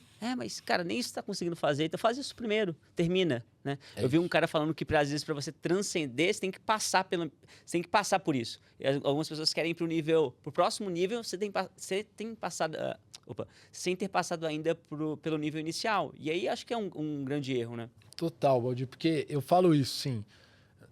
Tem a turma do que gosta de jogar amendoim, né? E eu sempre falei, cara, eu preciso aprender minimamente o que aquilo é feito para poder dar pitaco. Eu sou contra os pitaqueiros. Porque faz parte da trajetória. Cara, você tem que mergulhar, cara. Tem que pôr a mão na lama, meu. Você tem que... Porque isso te engrandece. Não tem problema nenhum fazer isso. E aí é óbvio que a gente vive uma geração onde o estímulo que ela recebe é muito rápido e isso interfere também. Então, esse é o trabalho que a gente tem que fazer com o jovem, porque é natural também. Se alguém falar para mim, é culpa da geração Z, cara, se você pegar de forma concreta como ele foi criado, é natural que ele seja assim. Eu não sou tão velho, mas eu sou ainda... O controle remoto, eu lembro que eu era menino, que eu ia lá e ainda fazia isso. Só de surgir o controle remoto versus você ir lá e ter que mudar, seu cérebro reage diferente, facilitou. Sim. Tudo foi muito facilitado dessas coisas. Verdade. E é natural que esse jovem queira as coisas mais rápido, mais mastigado, porque a vida tá mais mastigada. E aí é outra coisa que eu vejo assim, cara, imagina a geração do meu filho, como é que ele vai crescer com mindset, onde vai ter uma IA que vai dar pirueta. E para ele vai ser natural. Vai ser menos exigido para ele algumas coisas. Então é normal que esse mergulho profundo eles não queiram fazer. Para mim é normal, eu não vejo isso como eu acho que é um desafio para eles, porque é o que você falou. Cara, para mim a minha grande preocupação é, quando eu tiver 30, 40 anos, como é que essa galera vai estar? A galera que está em formalidade, como é que vai ser com 40 anos? Mas é normal, tipo... A gente tem que olhar para isso, não para colocar, esses caras não querem nada com nada. Cara, ele foi criado para isso. Ele foi criado com o estímulo que eu tinha que esperar na TV o que ia passar. Agora é, streaming, cara. Eu vejo a hora que eu quero. Então, tudo na vida desta geração, ele escolhe a hora que ele quer. Por que que no trabalho seria diferente? Parece tão lógico, mas é disso que nós estamos falando. Por que que se tudo na vida dele ele escolhe a hora que ele quer, e hoje a gente acabou de falar que tudo é uma coisa só, né? Não divide mais trabalho e vida. Então, se não divide mais o trabalho e vida, por que que tudo fora do meu trabalho sou eu que escolho a hora para ver TV, para sair com quem eu quero, para tudo, e no trabalho não? Então, a gente precisa chegar, não é nem 8 nem 80, vai ter que chegar num equilíbrio, né? Interessante.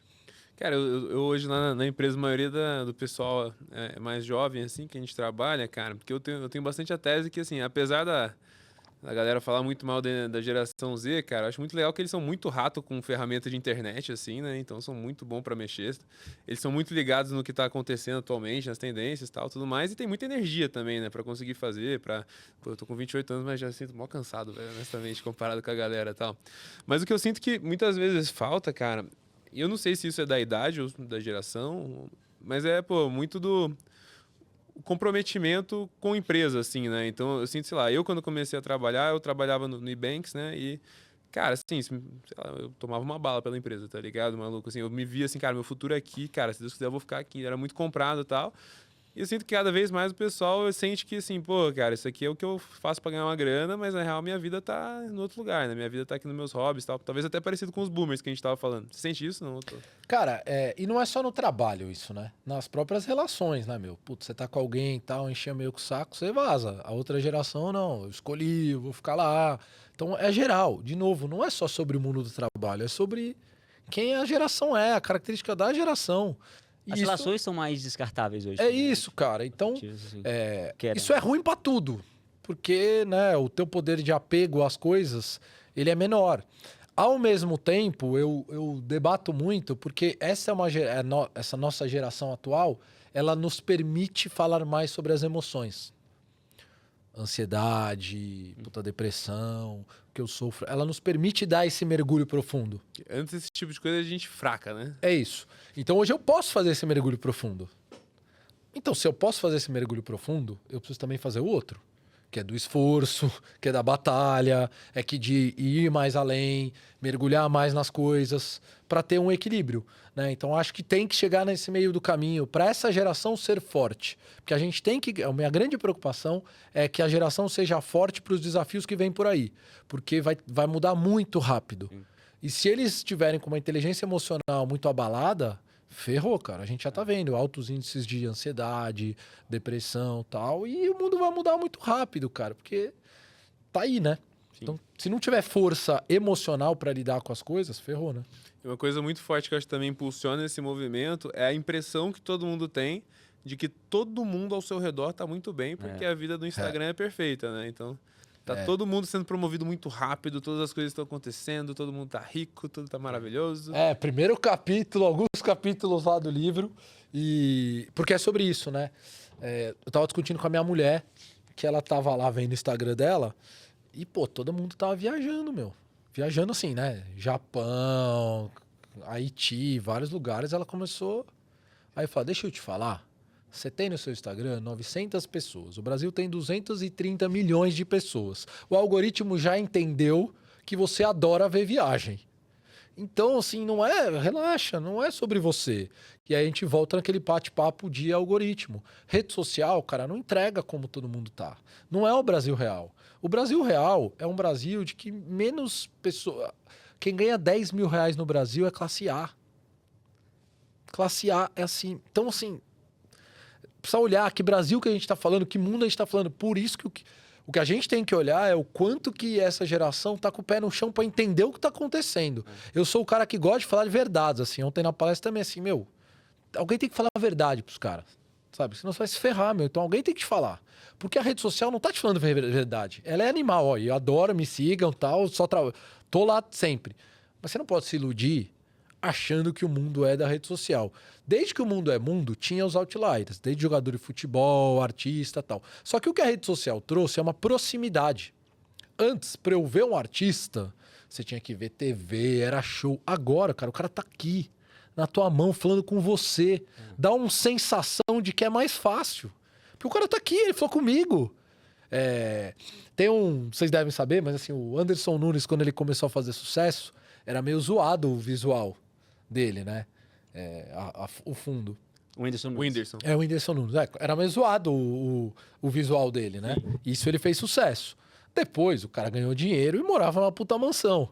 Mas o cara construiu um lugarzinho que ainda tinha aquele visual porque ele gera empatia, gera proximidade. Então, assim, tenha parcimônia, né? Tenha um olhar mais crítico sobre o que você tá vendo. Curta e tal, mas não se joga nisso, né? É até o que você falou, né? Pô, tua mulher seguindo 900 pessoas lá, eu duvido que mais de 20 estão viajando, né? Mas naquele minuto, eram os 20 dando um tapa na cara dela, né? Ó, você tá aí, eu tô aqui, né? E é assim que a galera sente muitas vezes, né? Tipo, Total, pô, tô aqui cara. trabalhando e tal, mano. A galera da internet tá lá vivendo a vida e tudo mais. Mas, cara, você vai ver, a grande maioria das pessoas tá pior do que você. Não tá nem trabalhando isso. ou tá indo mal no trabalho, tá ali prestes a ser demitido e tal, né? E esse cara não vai postar isso, né? Não vai. Tem alguns casos que até posta, mas a maioria não vai A postar. gente escolhe Puta qual que- parte a gente quer postar. né? Lógico, cara, é tão básico, mas a gente precisa fazer esse trabalho, cara. Ô, Dib, uma coisa que eu falo muito pro meu time na Tangram é que eles não deveriam fazer uma determinada tarefa por conta da Tangram ou por conta de mim. Mas sim se aquela tarefa que eles estão fazendo no dia a dia estão permitindo que eles desenvolvam habilidades, competências que vão levar aonde eles querem chegar. Então, tipo, cara, onde você quer chegar? Isso que você está fazendo hoje aqui está nessa direção? Então faça. E faça com amor, faça com vontade. Faça o seu melhor aqui. Não faça por mim. E eu acho que eu sempre tive muito essa clareza. Assim, mesmo quando eu trabalhava como CLT, eu tentava entregar meu melhor. E todas essas habilidades que eu desenvolvi foram importantes para chegar onde eu estou hoje, né, na frente. E eu preciso de diferentes habilidades. Olhando para um jovem agora que está querendo entrar no mercado de trabalho, ele está entrando. Quais são as principais habilidades, competências que ele precisa desenvolver?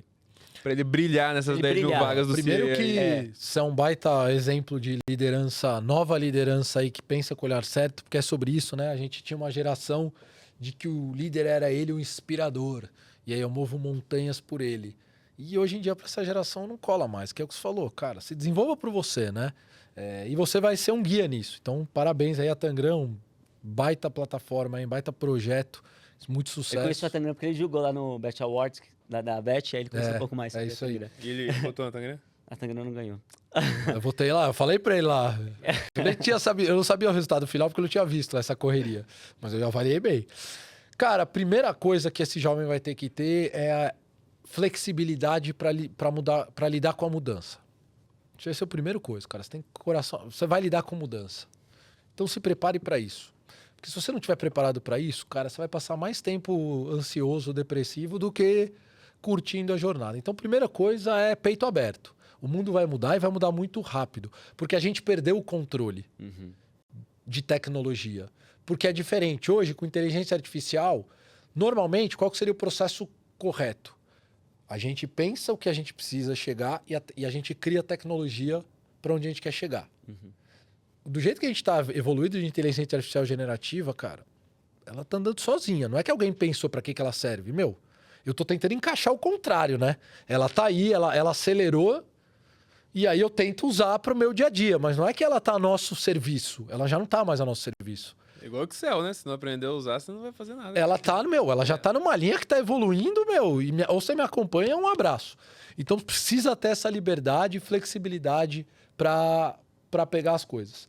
Segundo ponto, cara, o que vai sobrar para esse jovem vão ser as competências dele comportamentais. Vai ser como ele colabora, como ele se comunica, como ele cria relação, como ele cria network e como ele gera valor para as coisas. Como ele resolve problema. Também tem um capítulo lá que eu falo que assim, se prepare para resolver problema, porque problema o mundo sempre vai ter. Desde o cara encanador, desde um grande fluxo de uma negociação de uma multinacional. Mas problema ele nunca vai deixar de existir. Então você precisa se formar para ser um resolvedor de problema. E como é que você faz isso? Então essa trajetória que precisa ter muita coragem, precisa ter muita abertura, precisa buscar conhecimento.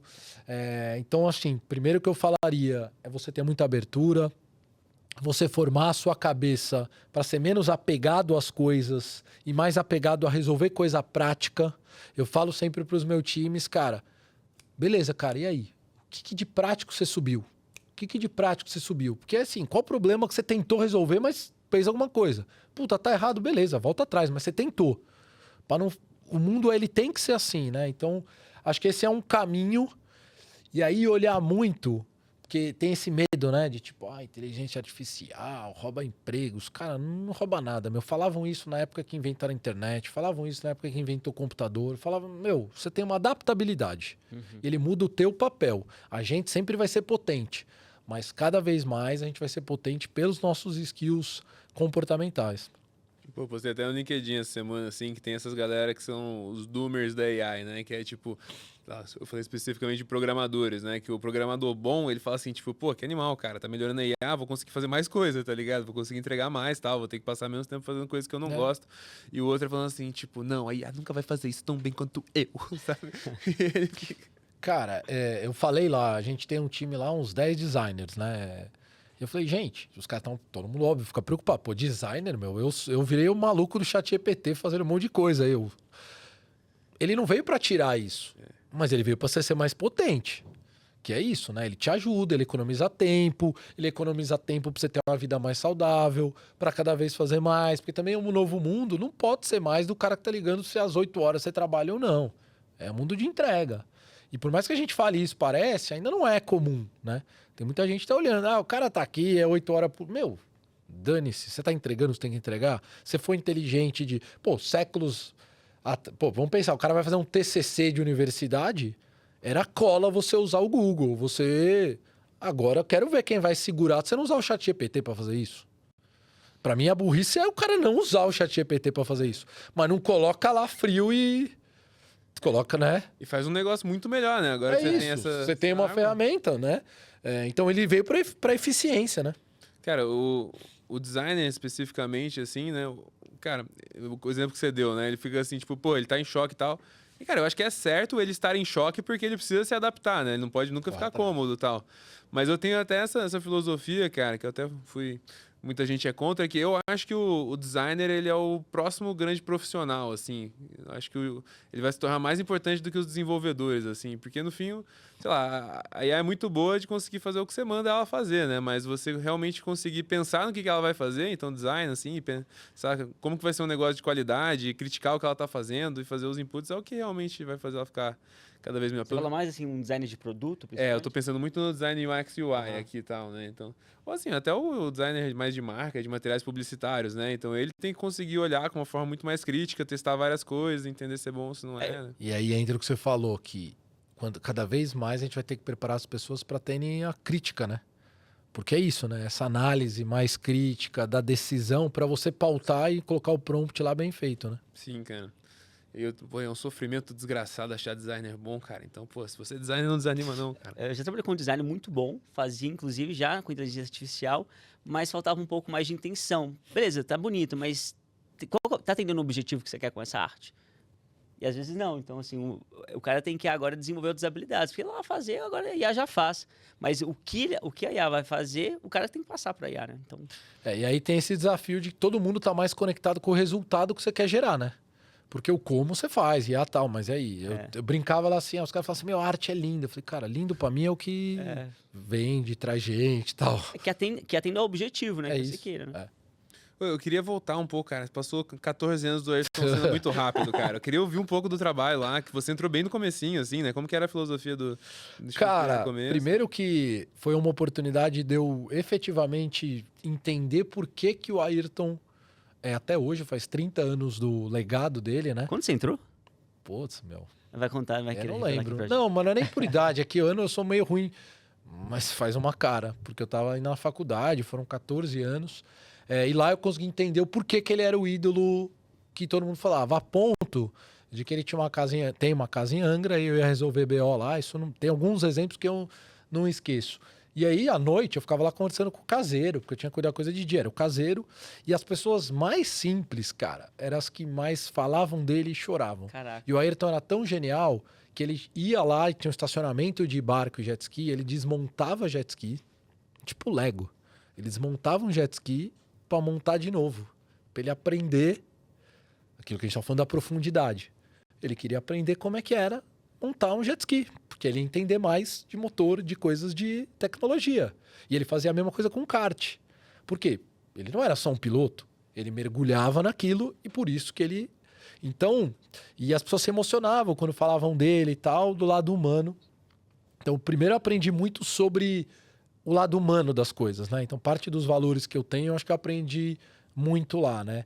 Além de que a própria marca, como marca, é um negócio que é sucesso mundial até hoje. Você vai no Japão, os caras piram, coloca a cueca do Ayrton, os caras compram. É muito mais do que aqui até. É louco isso. Fora que o lugar é um lugar que, quando o Ayrton morreu, optou por fazer alguma coisa pelo país. Por isso que criou lá o Instituto Ayrton Senna, que atende milhares de jovens no Brasil inteiro olhando para a educação pública. Porque era uma coisa que o Ayrton queria fazer, mas não deu tempo dele fazer em vida. E aí foi o que me puxou também pro lado educacional. Mas, cara, exemplos assim, o que mais eu trago de legado de lá, além do que eu aprendi como trajetória profissional, é o lado humano, assim. O quanto que ele formou também meus valores de resiliência, persistência. O Ayrton tinha muito isso, né? De tipo, ir até o fundo das coisas. Esse exemplo que a gente deu de mergulho profundo, de humildade, cara. Então, eu aprendi muito. Tem um exemplo que para mim também é emblemático sobre humildade, que eu entrava lá na Copa, pensa, Ayrton é o maior ídolo em qualquer lugar. Eu entrava na Copa e tinha uma foto lá dele comendo um macarrão de molho branco. Eu já contei essa história alguma vez. E eu não, tava na Copa lá, não é largado, eu tava lá dentro, né? Eu não entendi o que era, tal. Daí um dia eu entrei e eu vi atrás da foto. E aí eu perguntei pra copeira, putz, o que é essa foto? Daí ela emocionada pra mim, putz, que o seu Ayrton vinha aqui e comia o meu macarrão. E aí atrás da foto tava escrito, eu rodo o mundo inteiro, mas eu espero pra voltar pra comer o seu macarrão. Então coisas assim, cara, legal. que, é um ídolo que o cara era recebido por qualquer lugar. Mas esses exemplos mostram o quanto que o que é o chegar lá. Que aí o cara, sabe, a humildade, você não abrir mão de quem você é, você fazer um mergulho profundo, você não desistir. A história dele diz isso pra gente. né? Então, putz, era um cara persistente, resiliente, que são os valores que eu aprendi lá e tento carregar até hoje, assim, né? Então, enquanto empresa, enquanto negócio, também aprendi muito sobre educação, porque teve uma época que eu rodava muito lugares do Brasil para entender que enquanto você está falando de coisas absolutamente sofisticadas, cara, a realidade de escola... É que não tem privada, tá ligado? Putz, meu... Cara, um exemplo claro, assim, no Proa a gente usava o espaço do Senac. Eu tô misturando, mas o espaço do Senac é lindo. E aí eu me estranhava, porque todo jovem queria tirar foto selfie no banheiro. Eu falei, caralho, velho, que porra, com português, por que no banheiro? E aí eu fui entender, cara, que na real, o último lugar que você tem grana em família humilde pra colocar azulejo bonito, espelho e tal, é no banheiro. Então a galera entrar num banheiro que é da hora, super bem acabado, é motivo de tirar selfie.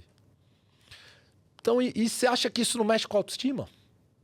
Você acha que não mexe com quem você é? Comportamental é também o ar que você respira. E é isso mesmo. O ar que você respira, como você é recebido no lugar, se ele é bonito, se ele é bem cuidado, isso também diz sobre autoestima e autoconfiança.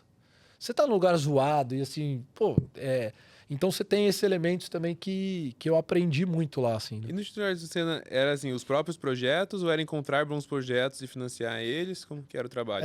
Na época a gente tinha 2 principais projetos. Uma que era o Acelera, que o Acelera você pegava jovens que estavam na 7ª série com conhecimento de 5ª série. E você buscava, em um semestre, acelerar o aprendizado. Porque isso no Brasil acontece. No Brasil, você tem a projeção automática. E aí o cara não aprende, mas passa de ano.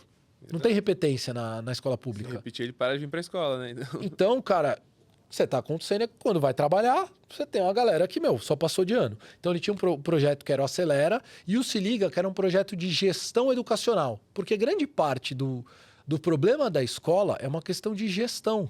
Porque pensa, quem é o diretor da escola? É uma professora que passou o dia inteiro em sala de aula, dando aula. Aí, no dia seguinte, você fala, você foi promovida a diretora.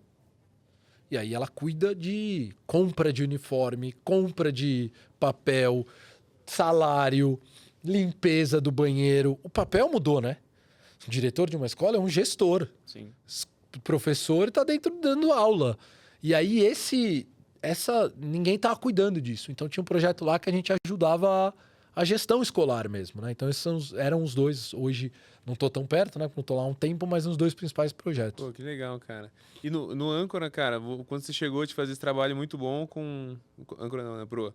Com 400 alunos e tal. E esses 400 alunos, eu imagino... Sei lá, eu já tive um pouco de crítica, por exemplo, com a Fundação Estudar, né? Eu ficava falando assim, tipo, pô, tá pagando bolsa pra galera lá em Harvard, mano. Dava pra pagar a vida de 500 malucos aqui pra estudar na Federal, tá ligado? Por que tá fazendo isso? E aí, pô, depois de entender mais sobre educação, eu vejo muito que é sobre exemplo, né? Só das pessoas conseguir... Existir um caminho, né? Que se você é pobre e você passar em Harvard, é possível você cursar lá e tudo mais, faz com que todas as outras pessoas que veem isso acreditem e tal, Esses tudo mais. são Né? multiplicadores também, né? Exato. E Que aí... é possível, né? Acreditar que é possível, né? que é aquele negócio da autoconfiança, né? Então eu sei que o Proa fazia isso muito bem e tal, e aí vocês trouxeram para milhares e milhares de pessoas. O Proa, e lá o ecossistema sempre foi o mesmo, né? O próprio Florian Bartunek, que é o presidente da Estudar, era conselheiro, ainda é conselheiro do Proa. O ecossistema então tem isso, a Estudar. Ela quer pegar esse jovem que realmente é um talento, para ele ser o cara que vai mudar o país, que vai inspirar. E o Proa já olhava para aquele jovem de baixa renda para colocar ele no mercado de trabalho.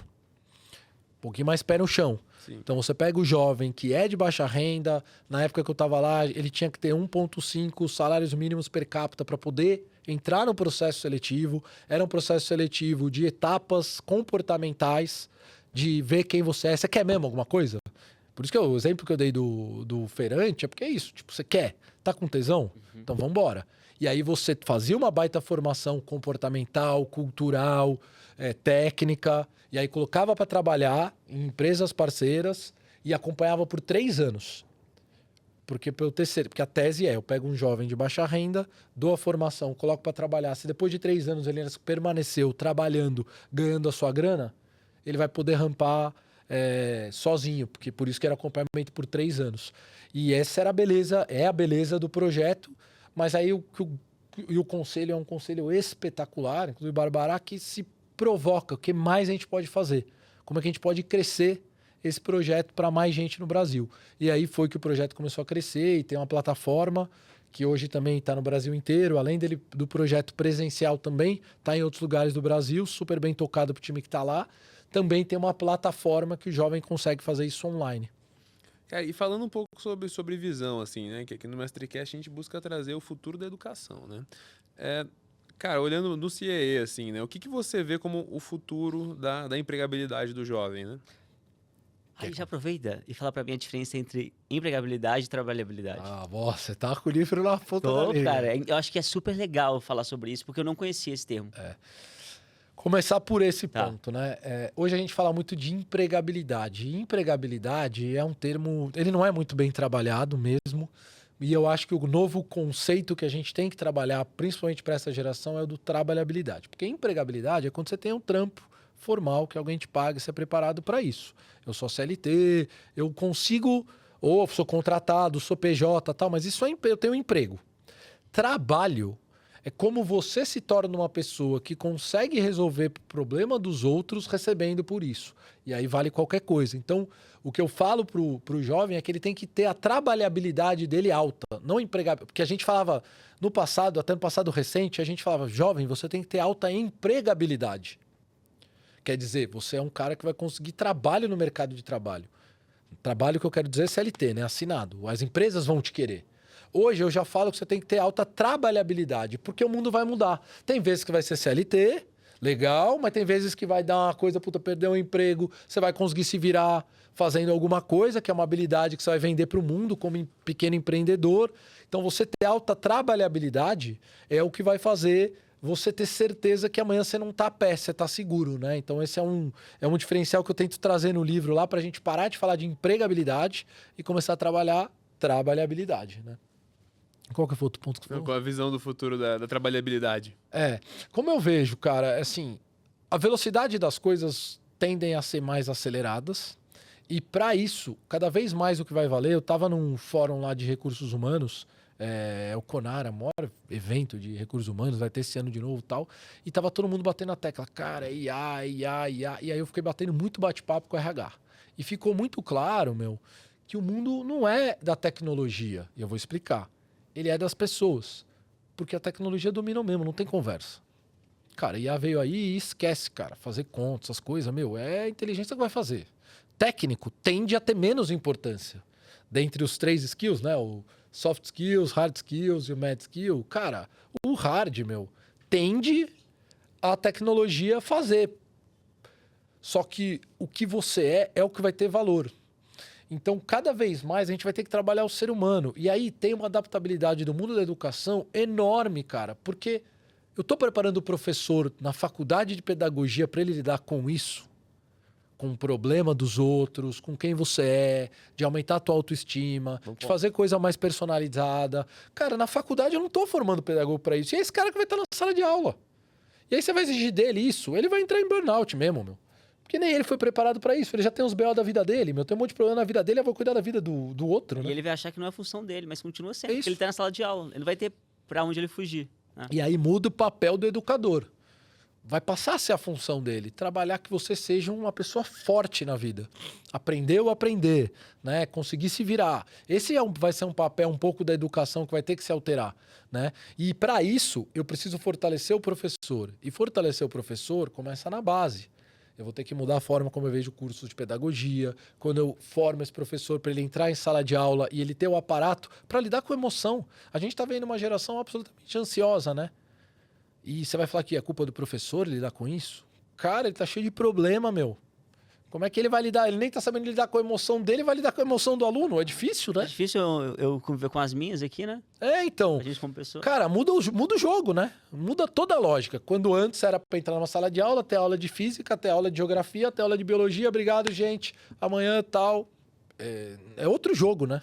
Cara, e você trouxe justamente esse ponto lá, da pessoa fazendo curso de pedagogia e tal. Eu queria trazer um pouco para ver a sua opinião na mudança no ensino superior, né? Que supostamente é o ensino que mais prepara você para o mercado profissional.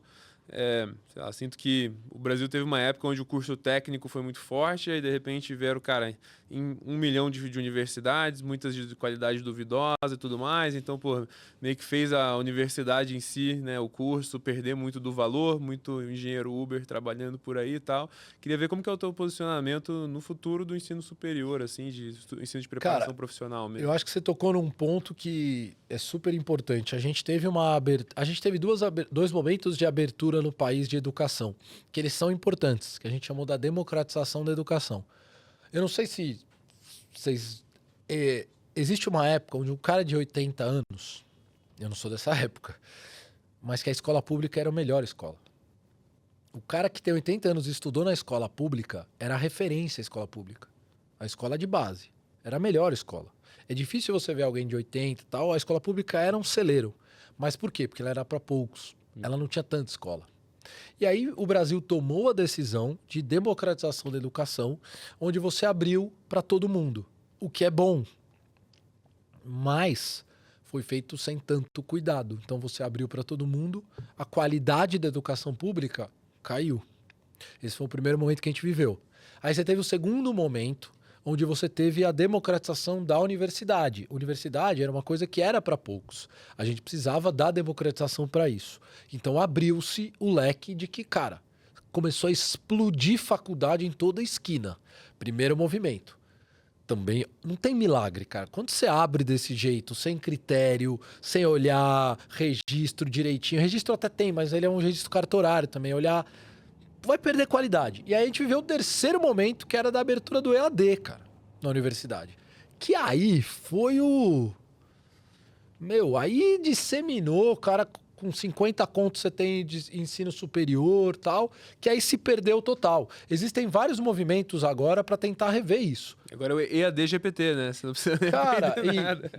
E aí você mexeu num... R$100 por mês. Cara, e aí você mexeu no lugar do brasileiro, que era o sonho do primeiro diploma, né? Tem muita geração desses mesmo cara mais velho, Verdade. que o sonho dele era ter um diploma na parede. E aí você mexeu com isso, abriu um monte de curso vagabundo, que o cara fica um tempo lá, mas aí tá começando a vir o dia depois, né? Quando você vai pro mundo do trabalho, a Unidib, cara, ninguém vai te valorizar porque você fez a Unidib, entendeu? Mas é esse movimento. Então eu vejo de forma crítica. A gente precisa garantir que nós estamos com qualidade nessa formação, porque tem um mundo que não perdoa. A hora da verdade é o mundo do trabalho. Mercado de trabalho, cara, não vai ter cota no mercado de trabalho. A Ambev não vai ter cota pra gente que vai trabalhar lá. Esse papo, que é um papo, cara, capitalista. O mundo do trabalho, ele vai... Não tem como, entendeu? Você pode fazer o que você quiser bonitinho aqui. Por isso que eu gosto das duas visões juntas, porque você pode fazer o que você quiser. Aqui, cara, tem muito discurso bonito, mas você vai pegar quem estiver bem preparado. E quem não estiver bem preparado, você não vai pegar. E então, você precisa equacionar essas duas coisas, né? Pode até entrar, mas sai rápido, né? Sai rápido, meu. E você vai falar que, putz... Você sente que a tendência é as pessoas fazerem mais faculdade, menos faculdade, mais curso técnico? A gente soltou antes de ontem, teve uma pesquisa que a gente fez até com o Instituto Locomotiva, a gente ouviu 3.800 jovens. É jovem pra caramba. Ibope não ouvi isso pra falar quem vai ser presidente. Então deu uma margem de erro de 1,3. Onde apareceu, obviamente, assim, os cursos rápidos estão sendo valorizados pela juventude, mas a universidade mostrou lá com 60% indicando que tem muito valor ainda. Acho que a gente tem um desafio. Cada vez mais o jovem está vendo com... Se a gente não trabalhar muito nisso, porque a universidade ela é um ambiente importante não só para emprego, o primeiro emprego. Cara, você respira, você amadurece, você faz network, respira campus. Eu sou favorável do presencial, porque você respira campus presencial, você tem experiências lá, é diferente. E isso forma quem você é. Acho que a gente tem que olhar muito com cuidado o que nós estamos olhando para esses monte de curso rápido que te garante alguma coisa, mas com baixa qualidade. Eu sou um grande defensor do mundo universitário. Só para te dar um exemplo, a gente no CIE fez um movimento pró-engenharia. Por quê? Poli, Mackenzie, FEI, Mauá, nos procuraram e engenharia... Nós estamos vivendo uma queda gigante de gente que quer ser engenheiro. Gigante. Nos últimos 10 anos caiu 12 vezes o número de jovens que querem fazendo engenharia. 12 vezes? 12 vezes, cara. Muita coisa. Contra-intuitivo isso pra mim, cara. Nossa. É que eu estudei faz 10 anos, né? Então. Cara, e aí, pô, os reitores falando, cara, precisamos fazer alguma coisa. E é louco isso, né? Na minha época, pô, falar na minha época é coisa de tiozão, né? Mas o cara fazer engenharia na Poli era o cara que chegou lá, meu. O ápice. Hoje já não é mais assim. Tá sobrando vaga. Na Poli não tá, não. Cara, mas comparado ao que tinha lá, Ou menos disputado, né? tá bem menos disputado. Isso o próprio reitor indicou isso. Porque é o desafio. Então você pega uma profissão, pô, nesse novo mundo, engenharia é tudo de mais moderno que tem. Engenharia forma cara com raciocínio lógico. Os principais diretores de banco, é Sim. tudo engenheiro. E a gente parou de valorizar isso. A juventude não tá louca para ser engenheira.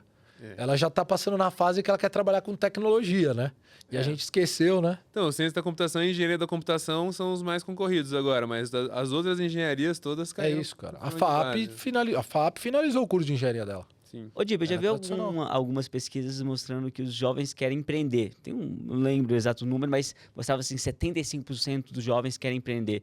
Você percebe isso, essa Cara, vontade? eu truco tudo, eu truco Eu não vejo muito. isso na realidade. Então, eu truco pra caramba, cara, porque quando você pega essa pesquisa e vai ver, o cara ouviu 200, 300, sabe, tipo, Aham. você não tem dados estatísticos comprovados, palpados, que comprovam que o jovem quer isso, cara. E aí, primeiro que você não tem esse dado.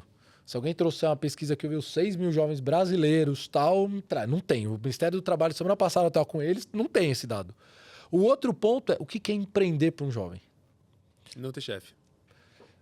Qual é a oportunidade que ele tem de um jovem de baixa renda empreender? Quais são as oportunidades? É Uber. Já é quase empreender. Entendeu, cara? Porque aí é não ter chefe, né? É difícil, cara. Esse romantismo também sobre empreender é bonito, mas assim, é muito longe da realidade de um jovem que tá lá, cara. Escola pública, que precisa ajudar em casa. É meio. Não é um empreender, é se virar, cara. É vender o almoço para comprar o jantar. Não é um empreender que ele pode fazer igual eu empreendi, você empreender. É diferente, cara. O cara tá se virando. Então a gente precisa também dividir o que é empreender e é se virar. Para que a gente não possa também achar que não. O cara não tá querendo trabalhar aqui de CLT porque ele quer empreender. Não é uma escolha consciente, cara. E aí é a conta. Teve um encontro lá a Globo sempre faz todo ano um encontro com todos os executivos do Brasil inteiro e eles vão para a cidade para entender as regionalidades, as especificidades da regionalidade. E aí me convidaram para ir lá falar sobre que o jovem não quer mais trabalhar. O jovem quer empreender. Era muito isso, assim. O jovem quer ser informal. Eles queriam que você falasse isso. Quer que eu falasse isso? Cara, mas eu não consegui falar isso. Porque eu até brinquei lá que eu fiz uma trajetória. Inventei o nome para um jovem e falei, gente, vamos juntos falar da história do Joãozinho. O Joãozinho estuda em escola pública, mora só com a mãe, a mãe trabalha fora de casa, ele é um menino carente e tal. O Joãozinho precisa trabalhar. Quais são as opções que ele tem? Então, quando você começa a pensar nas efetivas opções que ele tem, no que ele conhece, você vai ver que ele vai para a informalidade porque é o que sobrou para ele. Porque não tem a outra opção que ele consiga ganhar. E você tem um mundo de ilusão, né? Eu entrei no iFood, se você entrar lá... E aí eu trouxe lá, se você entrar no site do iFood, ele fala, cara, trabalha aqui só à noite que você vai poder ganhar R$500 por dia. Pode chegar a ganhar R$500 por dia trabalhando só à noite. Pô, não é legal? Não é tentador? E é mentira também, né? Porque hoje tem... Cara, motoboys, eu nem consigo dizer, de verdade, assim, eu nem consigo dizer. Tô trazendo que é tentador. Sim. Né? Num mundo entre você ganhar R$1.000 para trabalhar 6 horas por dia, ficar 2 horas, 3 horas por dia em média no busão, no transporte público, ter chefe, que é o que você falou, tá bom. Mas quando eu tô num trabalho, eu não tô só construindo hoje, eu tô construindo amanhã. Eu tenho uma bagagem. Ontem eu dei um exemplo, o informal de hoje é o cara sem experiência de amanhã. Porque um monte de informal, o cara com 28 anos que só foi informal na vida, vai bater o currículo dele lá, numa empresa que agora não é alguém que está olhando o algoritmo, não vai passar em nenhum lugar. Porque o cara, com 25, dependendo da idade, você ainda tem licença poética para não ter experiência. Mas depois dos 28, 29, 30, alguma experiência a empresa vai querer. Porque não dá para entrar júnior com 30, é difícil, né? E você vai chegar sem experiência nenhuma lá, tá competindo com a galera mais nova, cheia de vontade, já fica cada vez mais difícil. Né, cara? Mas o que você aconselha então, cara? Porque de um lado você tem aí o jovem que, pô, ele precisa ganhar uma grana, tal, ou que ele tem Boa. outras opções, tal, e de outro ele precisa entrar num negócio que ele tem que meio que formar o futuro dele, né? Mas com tanta incerteza sobre o futuro, dado tudo que tá mudando no mundo e tudo mais, como que você aconselha um jovem? Legal. E eu falei isso semana passada num outro lugar. Eu tava assim, não é pro jovem abandonar aquele cara que tá trabalhando como bico e tal. Não é pelo amor de Deus, não abandone. Você precisa disso para viver. Mas sabendo disso, usar parte do que você... Dá um jeito de usar parte do que você tá ganhando para pelo menos se capacitar. Se qualificar para alguma coisa que possa servir de uma porta de entrada para amanhã você fazer uma facul, para amanhã você fazer uma outra coisa. Fique de olho nessa migração. Tenha a certeza de que pensando numa trajetória, o que você está hoje está construindo o dia de hoje. Mas não é o que vai te levar lá. O cara que passa muito tempo na informalidade, dependendo da informalidade, ele vai se ferrar no futuro. Então, se ele sabe disso, ele continua trabalhando para o pão nosso lá de cada dia, mas ele já vai tentando construir, faz um curso à noite, vê uma capacitação tal, para você ir migrando. Porque diferente de quando eu falo assim, você tem que mergulhar naquilo que você está fazendo, quando você está de informal, aquilo tem que ter uma porta de saída. Nem que for você virar um empreendedor de verdade, mas tem que ter uma porta de saída. Nem que o cara fosse transformar num taxista com a frota dele, vai. Se hoje ele tá de Uber. Mas tem que ter uma porta de saída. Ou ele vai ter vários Ubers, mas tem que ter alguma coisa sólida. Sim. Não dá para ele ficar no rolê só. Então ele precisa ter essa cabeça, que é largar a mão só do imediatismo e tentar ver que vai se ferrar a longo prazo, né? Tem que desenvolver o pensamento estratégico que muitas vezes não foi tratado na base, né? E você hoje não tem nem desculpa, porque com o CIE você tem curso de capacitação 100% gratuito para você poder... É só entrar no site... CIE.online, não tem nem o... Mudamos, é só CIE.online mesmo, CIE.online. Só na capa já tem uma vitrine de vaga que o cara filtra e aí já vai aparecer vaga por região no Brasil inteiro. Qual que é o salário médio dessas vagas aí? Conta pra nós. Cara, o salário... É engraçado isso, né? Porque o Brasil, o Ministério do Trabalho não sabe a média que um estagiário recebe, porque o estágio não tá no CAGED e tal. Mas a gente sabe, porque a nossa base é muito grande. Hoje, a média que um estagiário recebe é de R$ 1.200. R$ 1.200? É média. Você sabe quanto que eu pago pros meus estagiários, velho? Eu pago 5.500. Não, mas deixa eu te fazer. Eu tô falando... Mas não tá viajando. Estagiário tem outro nível ali. Mas eu vou te falar, é porque quando eu falo média, puta, que ter os minha 300, cabeça né? é Brasil. É. São Paulo é outra coisa. Aqui vai para os seus 2.500, 3. E os meninos são todos do ITA também, né? Então, é diferente. Então, por isso que é difícil você falar, né? Que Brasil que nós estamos falando. Agora, esses estagiários são o quê? Técnico ou também a maioria? Tem de tudo. O Brasil hoje, a maioria, 83% dos estagiários brasileiros são de ensino superior. Tá. A minoria é de ensino técnico, que até tem um programa que o governo lançou em parceria com a gente, com o CIE, que chama BEM, que ele é uma iniciativa muito legal. A empresa que contratar um estagiário de ensino médio, o governo está pagando 6 meses da bolsa auxílio desse estagiário. Então, 6 meses a empresa vai ter um estagiário de graça lá dentro, porque ele é um estágio de ensino médio. Isso está sendo feito para ver se fomenta mais a contratação de estagiários de ensino médio, porque também é permitido pela lei, mas ninguém quer contratar. Ele acaba querendo contratar outras figuras, né? Ele fica assim, pô, eu posso pagar mal porque tá na faculdade, ou pagar mal porque tá no ensino médio, vou pagar na faculdade, né? E, cara, tem uma conscientização que a gente tem feito também com a empresa. Tipo, cara, a empresa quer oferecer 300, 400, 500 conto, 600 conto, não vai conseguir contratar jovem mesmo, não tem milagre. Então também tem isso, né? Tudo tem um preço, né? E a gente tem que então trabalhar. A gente fala muito do jovem e tal, da conscientização, mas também tem um lado da empresa que a gente precisa se conscientizar, né? Que se você não pagar alguma coisa que o cara vai conseguir se dedicar e vai ver futuro, também não queira alguém que vai estar aqui só pensando em você. O cara talvez vai entrar, mas ele vai querer qualquer R$10 que ele ganhar mais, ele vai sair mesmo. Você não tá fazendo nada por ele, por que ele vai ser leal a você, né? É isso, cara. Cara, e agora eu vou dar uma trucada aqui no negócio. Eu tô com as vagas. Tem essa vaga aí da galera do ITA que eu pago mais cara, e tem uma vaga que eu fiz mais acessível, que é pro pessoal entrar no time de marketing e tal, que tem um processo lá, que eles aprendem a editar vídeo e tudo mais. Que esse daí a gente paga 1.700, acho.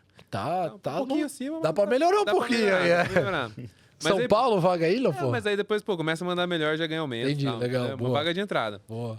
E aí também consigo trazer mais gente, né? Então tô sempre rodando o processo. Mas, cara, eu não anunciei no CIE porque na minha cabeça eu achava que só ia vir uma galera meio de umas faculdades duvidosas. É isso aí, cara. Eu acho que a gente tá nesse trabalho também. Acho que faz parte dessa oxigenação e mudança de processo. O CIE sempre... Por que ele é conhecido muito por muita gente enquanto... Ah, eu achei que era do público, né? Porque a gente faz muito estágio para órgão público. Prefeitura de São Paulo contrata 12 mil estagiários com o CIE. Senado contrata todos os estagiários com o CIE. Então, todos os órgãos públicos são dominados. E o CIE, por uma natureza, acabou focando muito nisso. Né? E do jovem aprendiz também, que é um jovem de menor complexidade. Então, este também é um novo momento. E você tem razão. E eu acho que parte de se tornar uma outra organização é saber falar sobre ela sem nenhum receio. A gente tem começado a fazer um trabalho nessa modernização de qualidade de aproximação com universidades, com o ITA, com o IBMEC, com o GV, para a gente começar a trazer também esse jovem para lá. Porque, ao mesmo tempo, o jovem acha, do lado da empresa, acha que eu não tenho um jovem bom, e o jovem acha que eu não tenho vaga boa. Mas vou te falar, o Itaú contrata só comigo, estagiário. Santander é comigo. Então, também tem umas baita vagas. BTG, então, assim, eu tenho várias baita vagas. Então, também tem esse trabalho que o CIE vem fazer mais com as universidades e mais com as empresas. E aí, como é que a gente faz? Oferecendo serviços diferentes. E agora vai ter vaga da Síndria no CIE também. Que eu Ah, saí isso daqui, aí, já vai vou que subir vai, essa cara. vaga. Boa. Eu vou rodar. Cara, tudo bem se... Tipo, vocês colocam alguma imposição de sala de qual que vai ser o processo de recrutamento? Não, então a alguma gente tem uma coisa? área de processos especiais que faz customizado. Então, tudo isso que você tinha em outras plataformas, fazia landing page, trabalhava no employer brand, a gente começa a fazer dentro de casa. Por que a gente está fazendo? Cara, eu tenho uma estrutura que ninguém tem. Eu tenho estúdio, tenho meu time de tecnologia, tenho time de redes, faço landing page em um dia, coisa que os outros vão demorar, tal. A gente tem a estrutura. Era só canalizar para o outro movimento, né? Então é isso que a gente agora tem nessa nova fase aí do CIE. Pô, 2.600 pessoas armadas com EIA, debaixo da gestão do DIB Não aqui. tem como dar errado, né, velho? Não tem eu, como mas dar assim, errado. É um mais pra IA, exército. né? Pô. E é isso, assim. Então, essa é a trajetória. Hoje eu falei pro time, eu falei, cara, e eu repito, né? Se tem uma organização que pode dar show, é aqui. Porque eu tenho recursos, tenho estrutura, tal. Então, enquanto gestão, é acertar ponteiro, né? Pô, que maneiro, cara. Pô, infelizmente deu nosso horário aí, velho. Sempre... Falo muito também, né? Mas é que eu me muito empolgo. Mas, cara, Tô muito aqui com obrigado vocês, por, muito legal, por cara. estar aqui com a gente. Muito obrigado por dar essa aula, esse show aqui pra gente. Quer fazer alguma pergunta final aqui? Não, tô super satisfeito. Jimmy, muito obrigado. Prazer ter você aqui. E qual que é a mensagem final que você quer deixar para os jovens aí? Cara, primeiro que assim, confie em você, acima de tudo. Acho que cada vez mais você tem que bater no peito e confiar em você, e na trajetória que você pode fazer, mas para isso você precisa estar armado. E estar armado é armado de conhecimento, é armado de ferramenta. Porque também tem um monte de corajoso sem ferramenta que vai lá pra guerra e toma na cara. Então se arme de muita ferramenta. E como eu falo lá no meu livro, pô, que o mundo seja seu, mas da forma que você sonhar, né? Porque que cada um possa fazer sua escolha. E que ela seja próspera, mas que vá com coragem aí, porque tem muita coisa boa pela frente. E pra comprar o livro, como é que é? Na Amazon, no Cara, site? tá em todos os lugares, Amazon. Jogou no Google, vai achar. Jogou no Google vai achar, mas na Amazon também. O mundo é seu, mas calma lá. É isso Esse aí, aqui, ó. cara. Ele é um livro super simples, leve, mas que ele traz muito Aqui, ó. disso que a gente colocou, né? Cheio de imagenzinha aqui, ó. E ele é umas bem páginas. direto. Qualquer página que você entrar, ele já vai ter algum recado pra você. Eu não sou coach. Eu achei instagramável também ele. É. Tirar umas fotinhos aqui. É, Bem eu legal, não, gostei. Moderno. eu não é um livro de autoajuda, mas não tem como falar de carreira nesse novo mundo sem falar de pessoas. Então ele acaba se misturando um pouquinho. Pô, e dá pra ver que esse aqui não é aquele tipo de livro que o pessoal enche de 1 milhão de coisas pra conseguir fazer volume no livro, né? Não, Você é foi zero, bem cara. direto ao ponto pra realmente ter impacto. É zero, meu, porque aí nem combinaria comigo também, meu. Ficar falando baboseira era meio que se queimar, né? É, bicho, pra mim eu tenho uma raiva dos livros de negócio que ela diz, aquele poder do hábito, já leram? Nossa, podia ter um capítulo, não, mas tá né, tudo cara? igual. Porque parece que você é mais intelectual com o número de página que você tem, né? E vende mais, né? A editora coloca. Pô, vi que tem prefácio da Luiz Helena Trajano aqui, Luiz Helena cara. Trajano, Tua parceira? a gente tem uma trajetória.